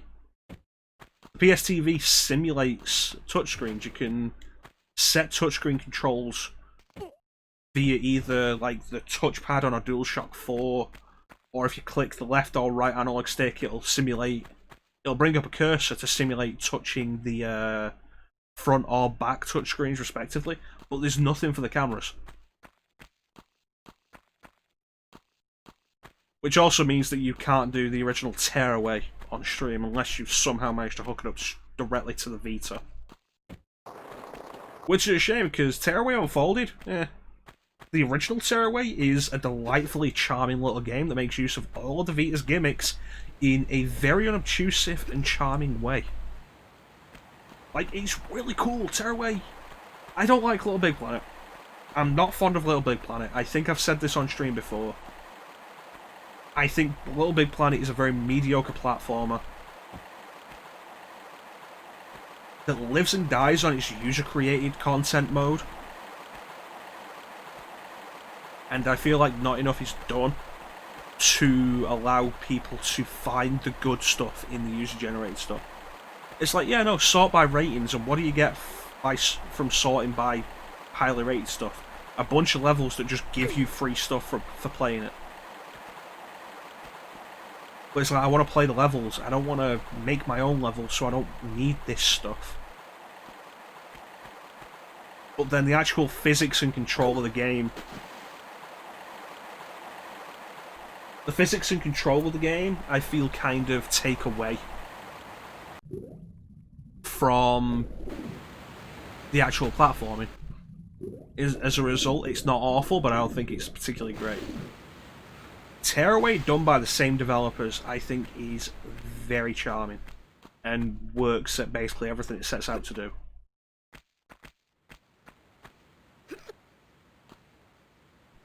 And like, one of the main gimmicks of Tearaway, there are specific areas where you're fighting enemies. And how do you defeat these enemies? You press your finger to the back touchpad and just move them along. And what happens? In-game, two fingers come out of the ground, and I pressed the wrong button there. I should have jumped and I pressed grab instead. Like, in-game, two fingers come out of the ground in those areas, and you move your finger along on the back touchpad, or like two fingers like held together and move them along, and it corresponds in-game with that, and you smack the enemies with your fingers, and it's really neat and unobtrusive because your fingers are going to be there anyway on the back of the Vita. It's a really cool thing. They use the front camera on the Vita, and the only time you ever see what it's doing with that is when the sun is visible in-game. And what is the sun? It's your face. It's you looking down at the game through as the sun. It's a really cute little idea, and I love it.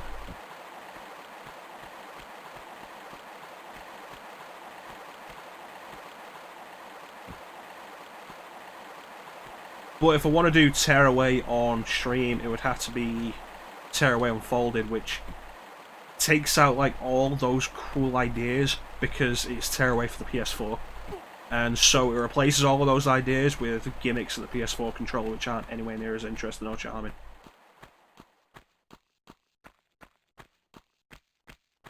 And Golden Abyss, again, is kind of the same way. It's just the Golden Abyss has the gimmicks the Vita used in a more obstructive way.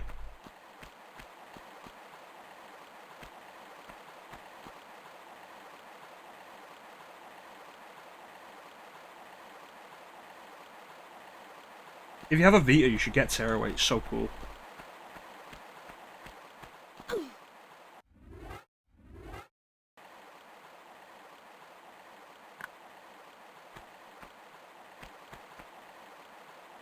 Yeah, like, if we do Uncharted, back to the original point, probably going to do Nathan Drake Collection, then get to Uncharted 4 after that. I don't know how I could do Golden Abyss, unfortunately.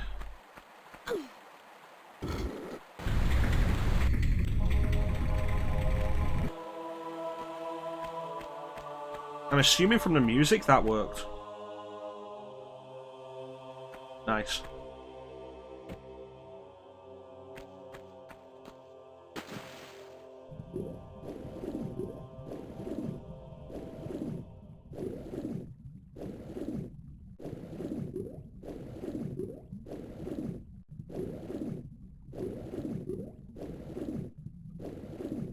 Okay.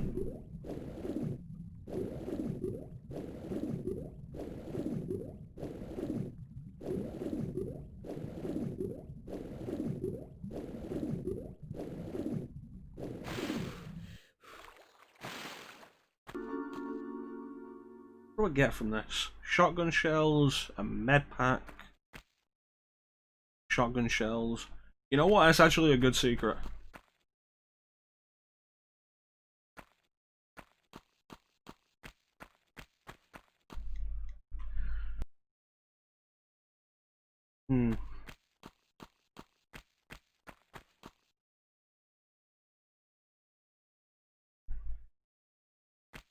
Yeah, Golden Abyss is weird. It depends, like, some secrets aren't worth the effort. Yeah, with Golden Abyss, it's kind of weird with Golden Abyss that it's considered like the weakest Uncharted game, and I don't get that because I think Uncharted 1 is way worse.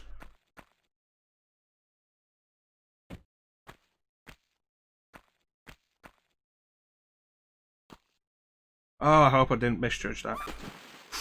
That was close. So the entire goal is to get rid of the waterfall so that we can go in here.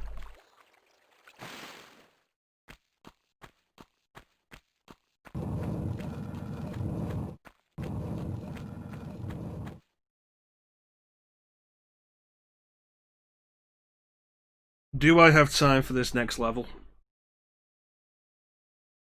I don't know. I might not, I don't know. Yeah, you said you didn't play Golden Abyss. Do you not have a Vita, Ninja? It's like, as much as I'd like to judge people for not owning Vitas, I can't because a lot of people didn't own Vitas.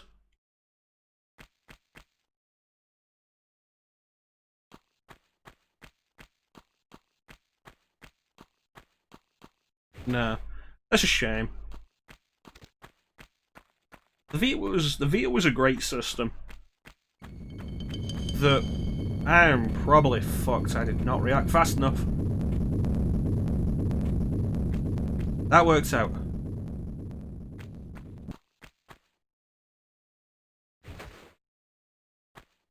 And the Vita was a great system that was kind of badly handled by Sony. It doesn't help that one of the things they were talking about with it... Okay, that's the goal. That's what we're after. So I need to open this door. Like, one of the things Sony was going on about it when it launched, which wasn't true, was that it can do console-level graphics. It's like, these graphics are comparable with the PS3, and it's like, no, they're not. Graphics are fantastic for a handheld. They're not PS3 level.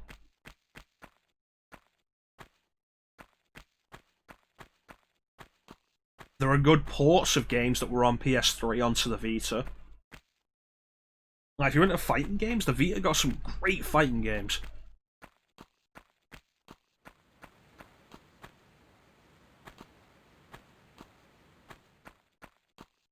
Yeah, console level graphics.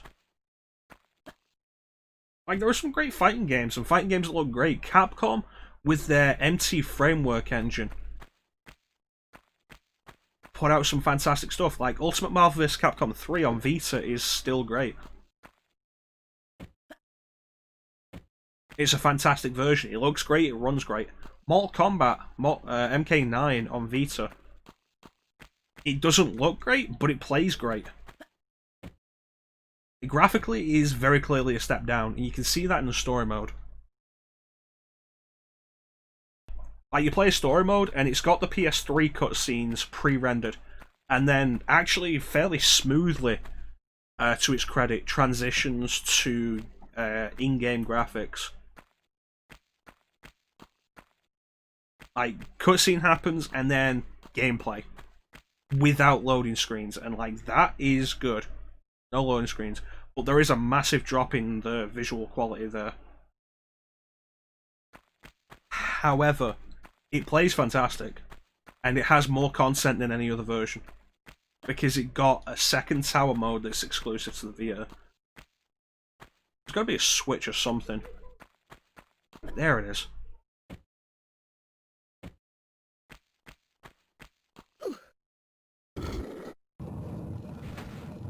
It got a second tower mode that was exclusive to the Vita. Well, it's not. Ow, fuck! It actually made me jump.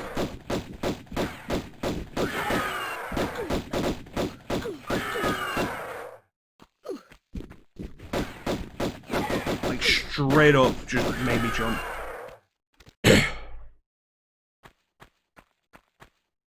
Wasn't expecting that.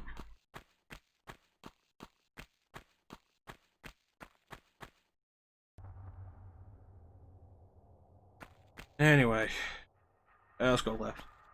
Second tower mode and an exclusive set of costumes. It's more classic ninja costumes, because I think it comes with all the DLC. It's the complete edition. So it comes with all the DLC.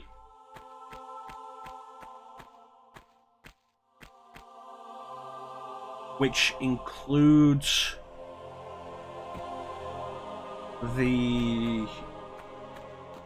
all the characters plus the classic ninja costumes, which I think are the MK3 classic ninja costumes.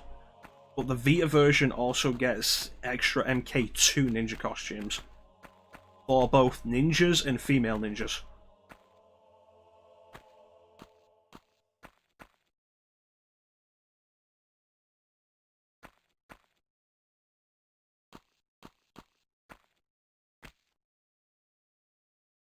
I don't think I'm going to make this. Nope. And as far as I'm aware, the MK2 classic ninja costumes don't exist in any other version.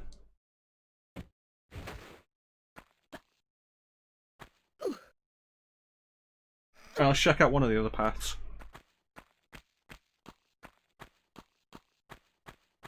Then, like, it got a bunch of its own versions of some fantastic RPGs.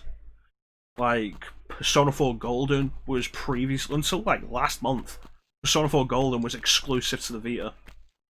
It's like Persona, if you like Persona 4, if you like Persona 3, if you like Persona 5, Persona 4 Golden is fantastic, it's well worth getting. But previously wasn't available on anything other than the Vita. The Hyperdimension Neptunia remakes, Vita and PC. The Atelier games all came out on Vita, the Plus versions.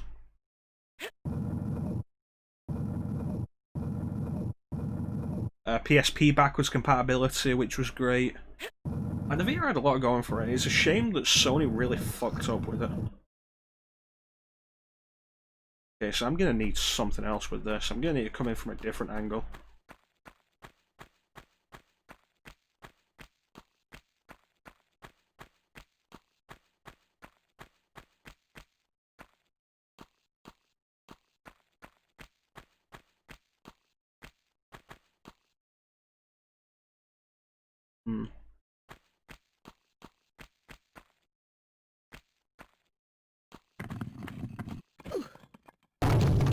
Fuck.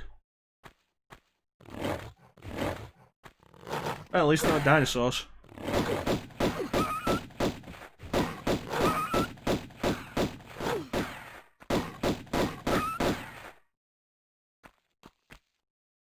Yeah, the Vita got a lot of good stuff.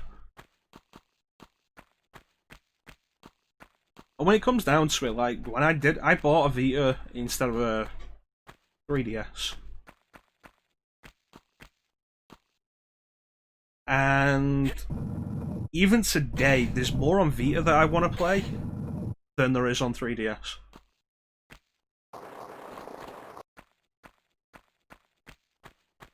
That's personal preference, but there's more on Vita for me than there is on 3DS.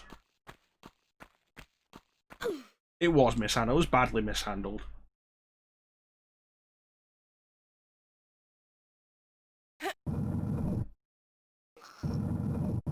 Hell, Metal Gear Solid 2 and 3 on Vita. And they're good versions.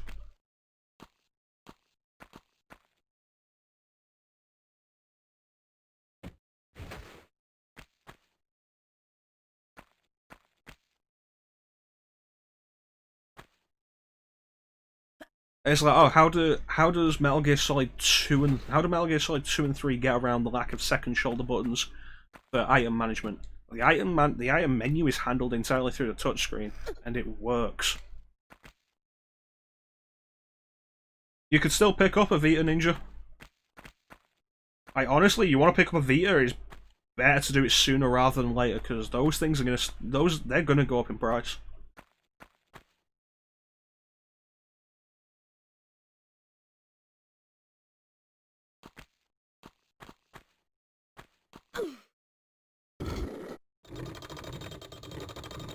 Okay, so that's a door.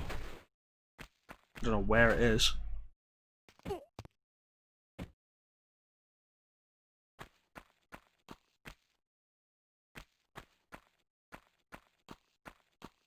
Hmm.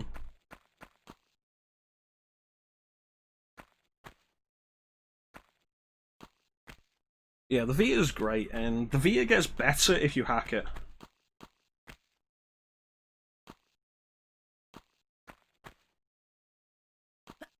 Specifically because the PSP and PS1 stuff you have access to is all just what's available on the store. Which is a shame because it has full backwards compatibility, but all you can play is what's on the store and what's marked for being playable on Vita. But hack it, remove that limitation, and suddenly almost everything is playable. And a lot of stuff plays better on Vita. A lot of PSP games play better on Vita.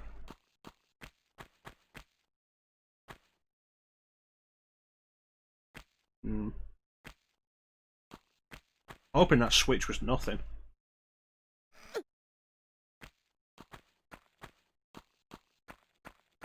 Plus, there's a hacker called The Flow, who, like, the Vita hacking scene and the current Vita homebrew that lets you actually hack the Vita is pretty much I think, if not entirely, almost entirely his work. He's also done a bunch of stuff for the Vita, for PSP games, that gives a specific bunch of PSP games on Vita native analog support. So at that point, you're taking out the biggest problem with a lot of PSP games, because the PSP got a bunch of really good 3D games. You're taking out the biggest problem with them, which was the lack of proper camera control. And dude's gone into the files and specifically hacked them so they register the right analog stick. Not just as a D-pad, because like a lot of PSP games use the D-pad as camera control, and it's not that. It's actual full analog support for the camera. Like, it'll register exactly how far you push the analog stick and move the camera that fast. It's impressive work, and the dude needs some more attention for that. It's damn good work there.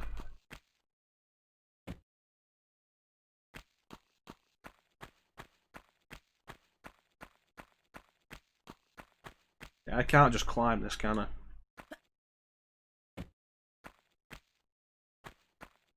But it makes PSP games so much more playable on Vita that way. You only get access to that if you hack it. And since Sony has basically dropped support for the system anyway, I'll never say pirate the games. Like, if you can, digitally buy them, and then put them on your Vita.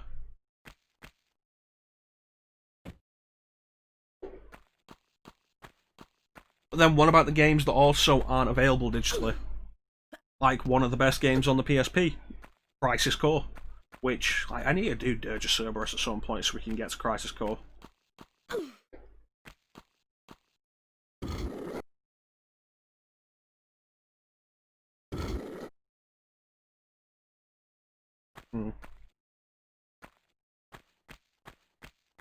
Because Crisis Core is really good. It hasn't been re-released, it's not available digitally. You want to play it, you have to own the physical disc for PSP.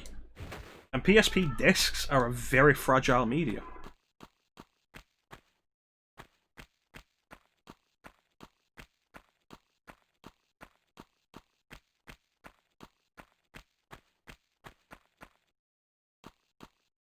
I can push you, damn it. Yeah, the UMD is a terrible medium.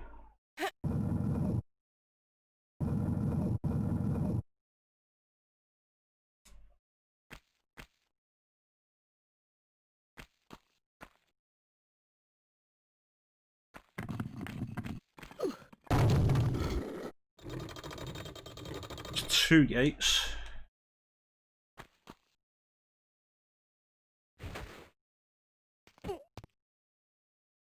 Yeah, good thing I did that. Always check before you drop.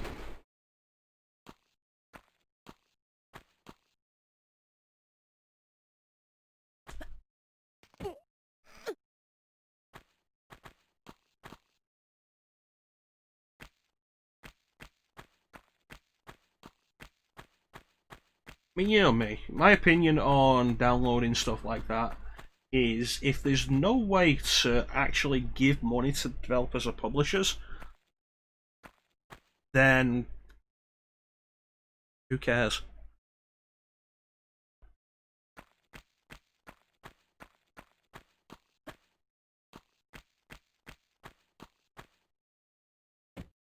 Have I screwed myself because I can't get this now?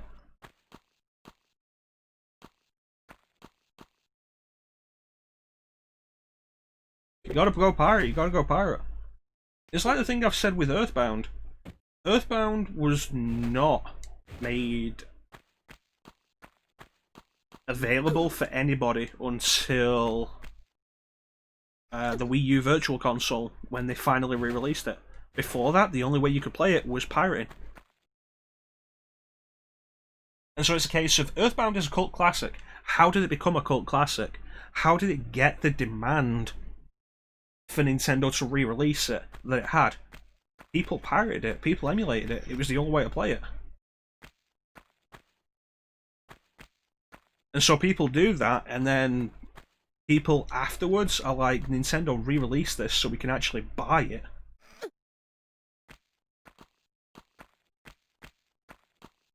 And you end up with the Steam argument. Steam is like throwing anti-piracy on Steam games.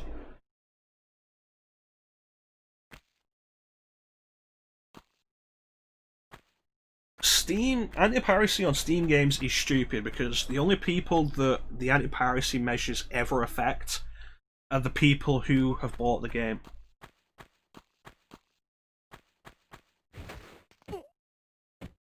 It's like, look at Assassin's Creed 2 when it came out on PC, and it had the forced Uplay running over it. Why? So people wouldn't pirate it. What happened? People pirated it. People who didn't pirate it had to deal with Uplay, which made the game run and play so much worse. The people who did pirate it didn't have to deal with that. And so the anti-piracy made it so that the only people who could actually enjoy the game were the people who pirated it. Steam, it's like, people are going to pirate. If people are going to pirate it, you're not going to stop them with anti-piracy. People will crack this. There's a whole community dedicated just to cracking shit. You throw anti-piracy in your games, there are people who will take that as a challenge. People who don't care about playing the game.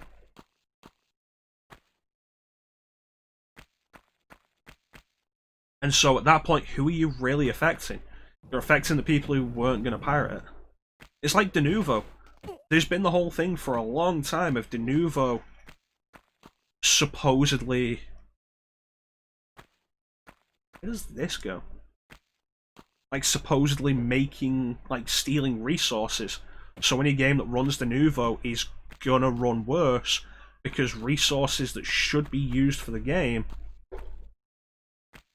I didn't know this was here. Resources that should be used for the game are being used on Denuvo to check regularly that you haven't pirated this game. But Denuvo's been cracked. Denuvo was a big thing when it first came out because it took hackers months to crack, but now Denuvo has been cracked. Denuvo now will be cracked within a week every time they put it on something.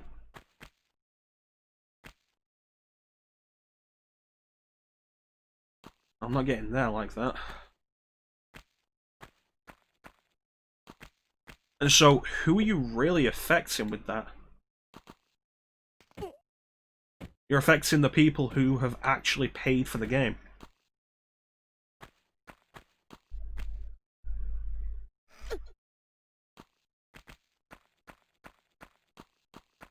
This itself, I think Steam itself is as good an anti-piracy measure as is needed. Because Steam is a simple, convenient way to buy games, often at a pretty reasonable price. And all you really needed to do was give people a way to do that. You give people the simple, convenient way to buy games at reasonable prices, and you're going to cut down on a lot of piracy. The people who still pirate after that aren't going to be deterred by anti-piracy.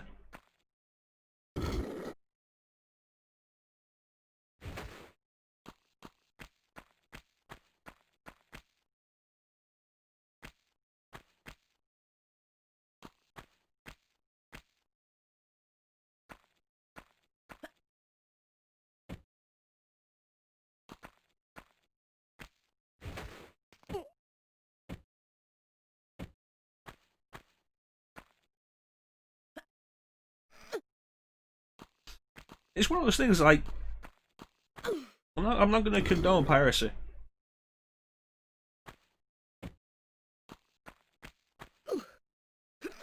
But in some cases, the only way to play a good game is piracy, because there's no legal way to purchase it anymore, other than maybe paying a reseller an exorbitant fee.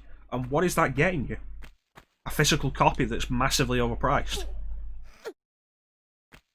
And the only argument anybody ever comes up with against piracy is that it hurts the people who make the thing.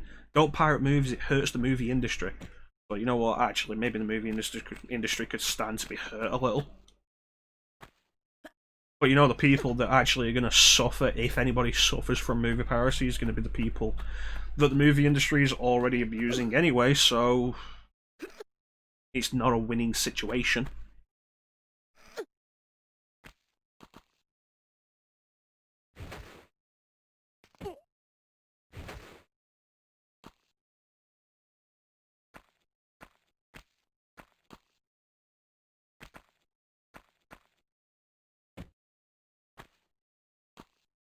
Are you sure? I'm pretty sure it's you wouldn't steal a car. I think the download a car bit is actually from some kind of parody.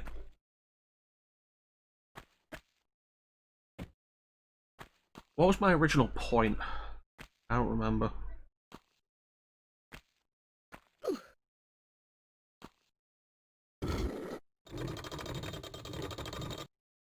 Awesome. That's step one.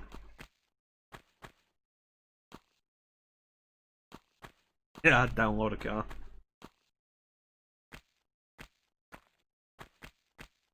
Okay, this could be tight. Shit. Alright, good.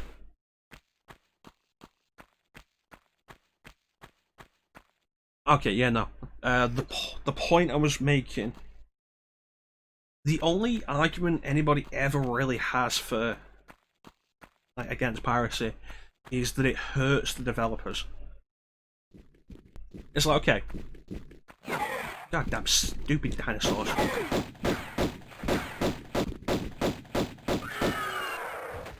It's like, okay, putting aside for a minute the fact that the people that hurt the developers are the publishers anyway, any money lost on a game is pushed onto the developers, not the publishers.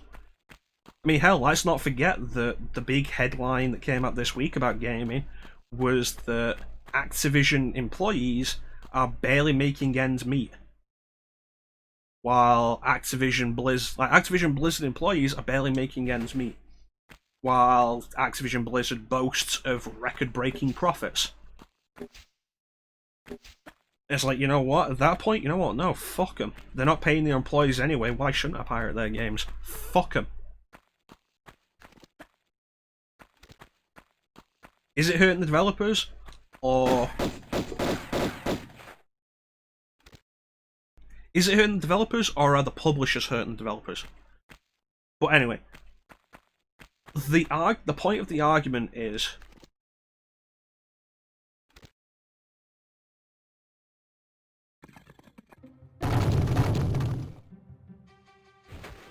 time to get out. The point of the argument is, like, it's always the developers are the ones who suffer. It's like, okay, fair enough. Damn it. So in that case, don't pirate because the developer is losing out on money. Here's a game that has been out of print for 20 years. That isn't available, isn't currently being sold on any digital storefront, isn't available to purchase on any current gen system, whatever.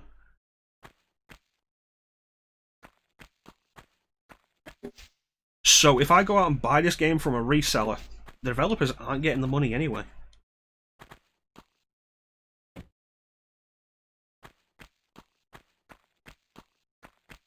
So at that point, it becomes, what's the difference?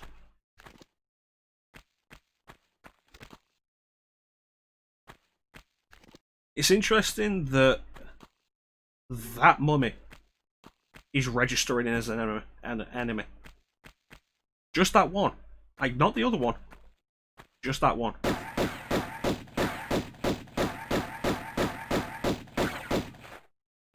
And, like, we get into the case of Nintendo. Nintendo demands that unless you specifically buy a game from them, any kind of emulation that isn't officially authorized through them is piracy. And is illegal. In fact, they don't even use the word piracy, they specifically say any kind of emulation. Any emulation that isn't officially from them is illegal.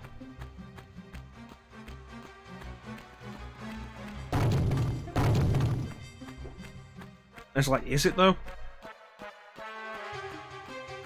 And also, like, you're not losing money, Nintendo, if I download a copy of... But what is a good example of a Nintendo game that hasn't been re-released? Like, if I download GoldenEye for Nintendo 64, who's losing money on that?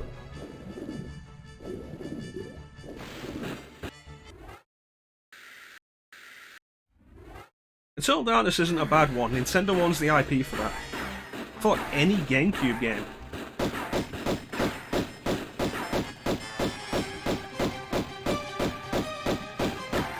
This is a boss fight.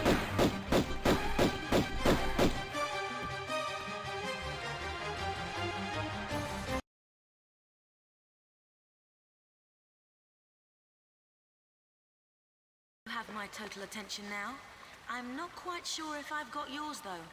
Hello? I'll heel and hide you to a barn door yet. Of course. You and that driveling piece of the Skion. You want to keep it so bad, I'll harness it right up your... Wait.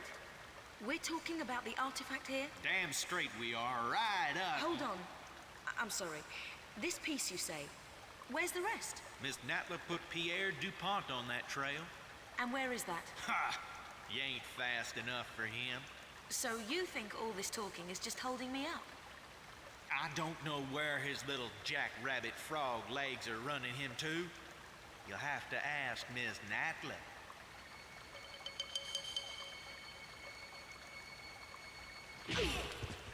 Thank you. I will.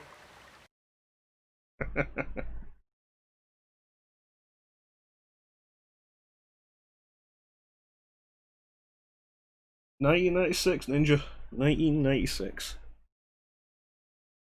Yeah, like, download Eternal Darkness, run it on Dolphin. Who's losing out? Silicon Knights went bankrupt. Nintendo isn't re-releasing it.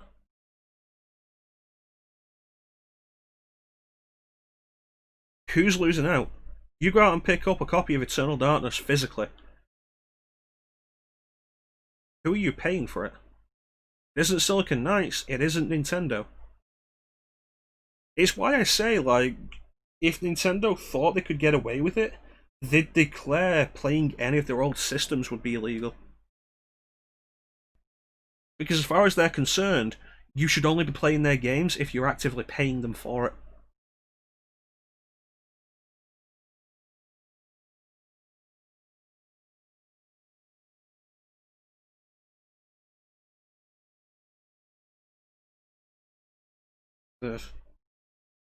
The entire thing pisses me off. If Nintendo puts GameCube games on Switch, it's like with Nocturne. Nocturne is a good example. Nocturne on PS2. How do you play it? You can download it on PS3 via PSN. Not everybody has a PS3 anymore.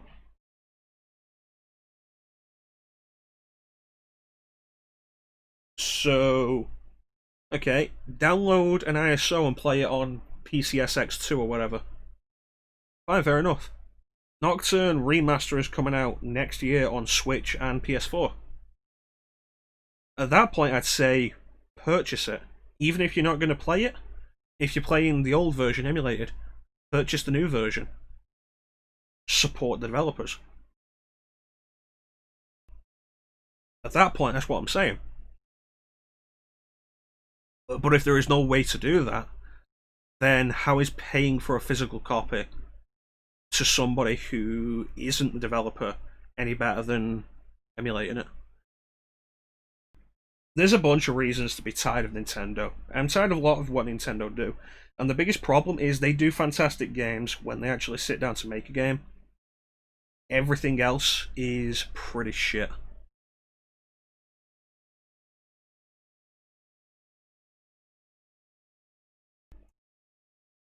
It's incredibly infuriating to be a Nintendo fan because they're sat on so much good stuff. They have so much good stuff in the backlog.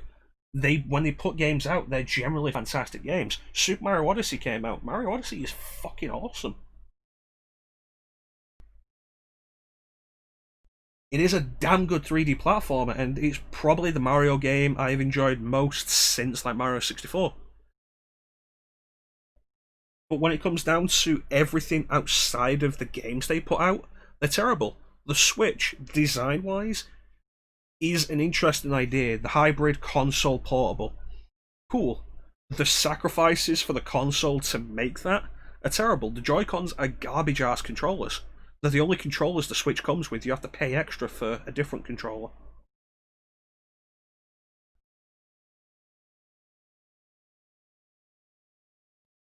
Nintendo's pricing scheme on games is bullshit and always has been.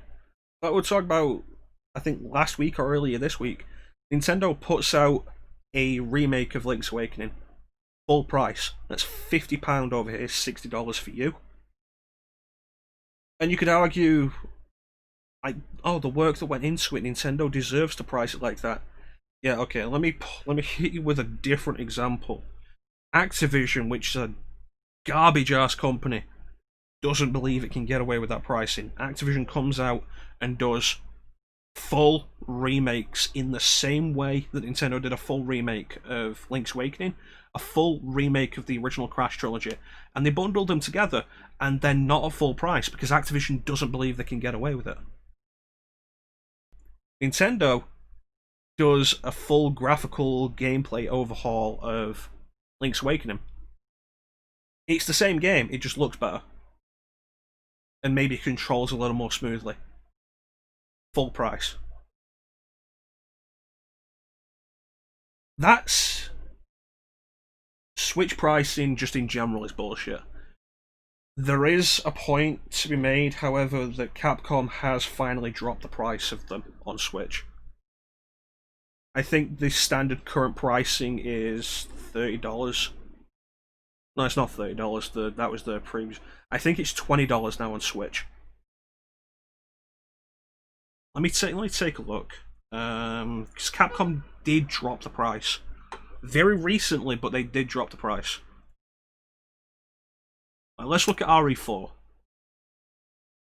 RE4 full price now is $20.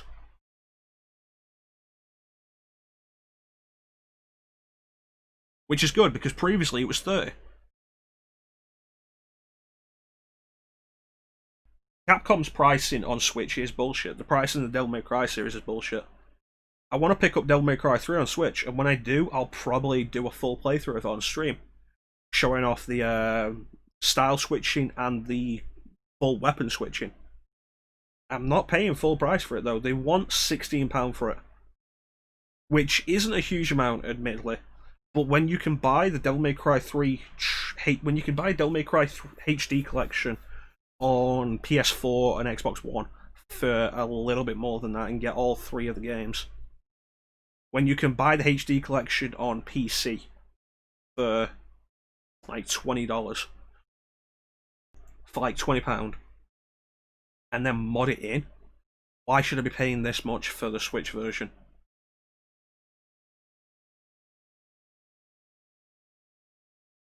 I'll pay a tenner for it.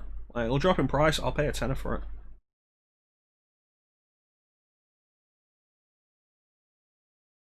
When it comes down to it, aside from those little additions, Devil May Cry 3 on Switch is just the HD version again. It's like, oh, you think Capcom adding the style switching, the full weapon switching in Mission is a reason enough to pay for that price? Okay, fine. What about Devil May Cry 1 and 2?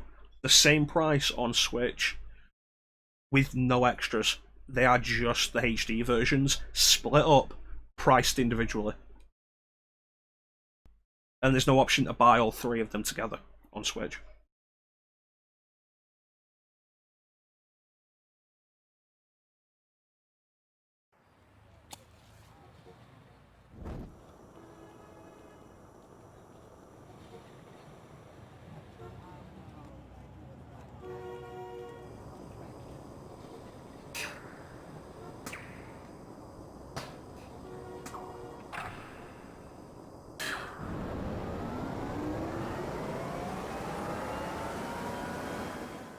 I hope nobody was in that elevator or underneath it.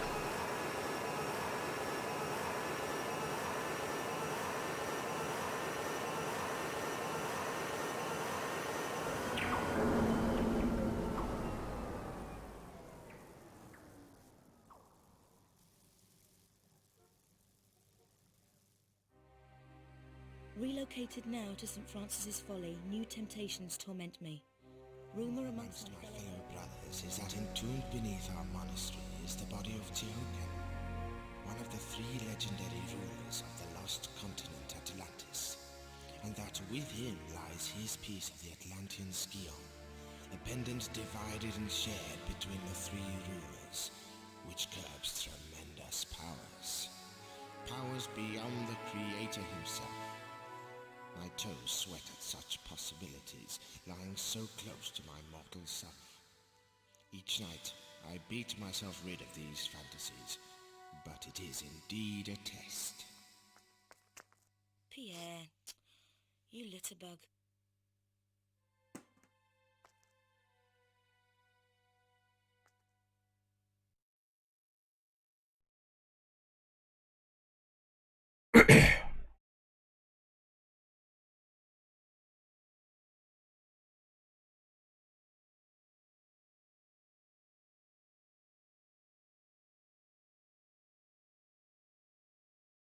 I was muted. I think we're going to call it here. I like the first Tomb Raider. I'd like to continue this. It gets a bunch more complicated from here. But I'd like to continue this. Probably will at some point. But yeah, Nintendo's pricing, like... Pikmin 3 Deluxe was announced, I think, yesterday. It's a Wii U port. Another Wii U port. It's like, cool, making these Wii U games that were actually decent, available on current-gen systems. I expect Nintendo to be charging full price for it. Also, like they did with Donkey Kong Country Tropical Freeze when they announced that was coming out on Switch, they've taken it off the Wii U eShop. Previously, it was a Nintendo Select. You could buy it new. You can buy it directly off the eShop. £20. Not even in a sale, because that's what Nintendo Selects were. They've taken it off the eShop now, so the only way you can actually purchase it digitally will be to get it on Switch, which Nintendo is undeniably going to put out at full price. Just like they did with Donkey Kong Country Tropical Freeze, just like they did with New Super Mario Bros. U. It's like, oh, what did they do with New Super Mario Bros. U? They bundled New Super Mario Bros. U and New Super Luigi U together. Yeah, that was the Nintendo Selects version. If you bought the disc, like I got the disc, Nintendo Selects version on Wii U. It came with both. That's £20, brand new. It's like, okay, so what else does it do? Peachette? I'm sorry, what? Oh, you can play as Toadette now. We replaced the second Toad with Toadette. And if you get the Super Crown, she becomes Peachette. It's like, okay, so great. Aside from inspiring so much porn, what have you done to justify this price? That's it. Cool, so a Wii U launch game is now being sold on the Switch for full price. The fuck? And there you have it. Nintendo's great at making games. Nintendo is garbage at everything else.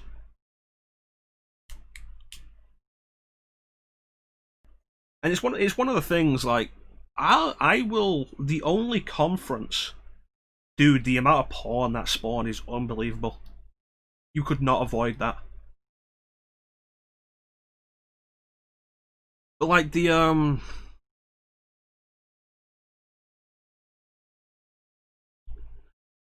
Nintendo Directs are like the only conferences I'll watch. Is pause, Clint? Because we're basically done. I'm wrapping up, and it saves me getting killed. I think there's an enemy, a bad guy in here, an enemy. There might be lions in here. I forget.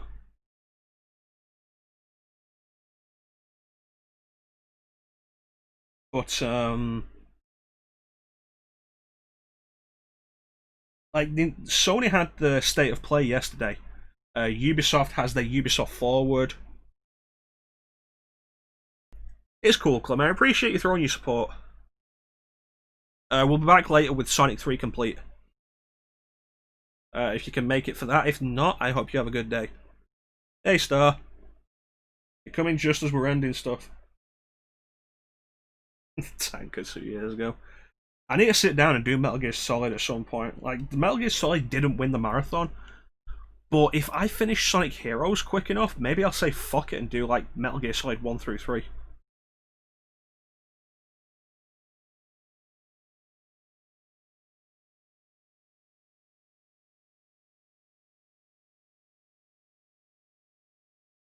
Sonic Adventure starts on Sunday.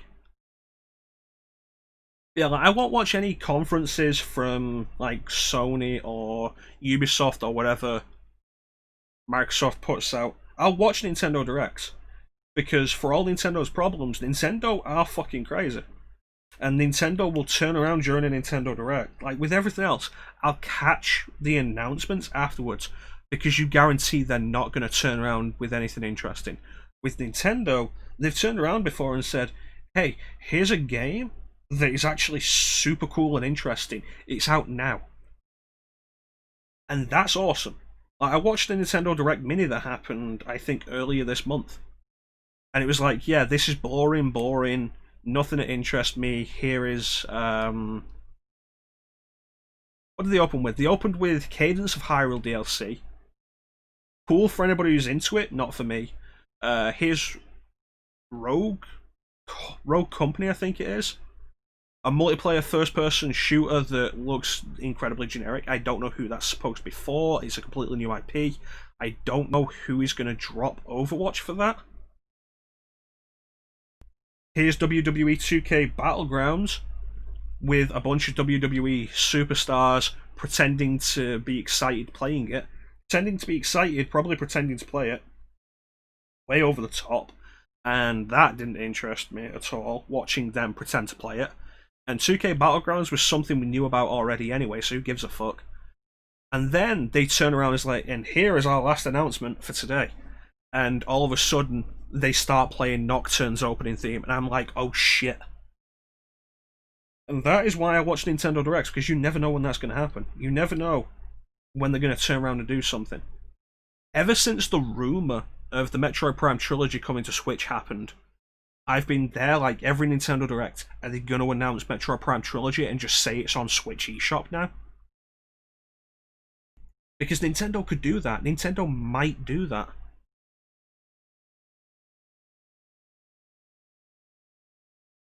Like, with all the problems with Nintendo are crazy. But doing things their own way really pays off with the Nintendo Directs. But yeah, pricing and console design and controller design, and also console pricing, and also the demand that Joy-Con drift wasn't a real thing.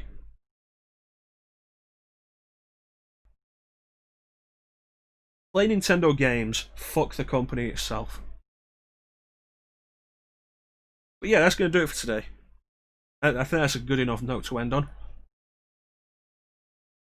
That's going to do it for today. I want to thank everybody who joined this this little bonus afternoon stream.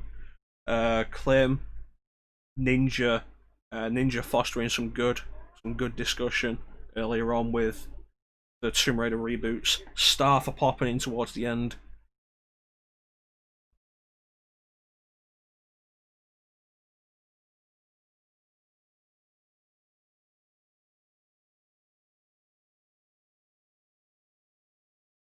Like, thanks for keeping me company, guys. I always really appreciate it. Really big special thank you to you guys in the chat. Best part of the stream. Always is. We'll be back later on tonight, 8 PM tonight, Greenwich Mean Time, with Sonic 3 complete as we continue the Sonic Marathon. 2 streams in one day, what am I thinking?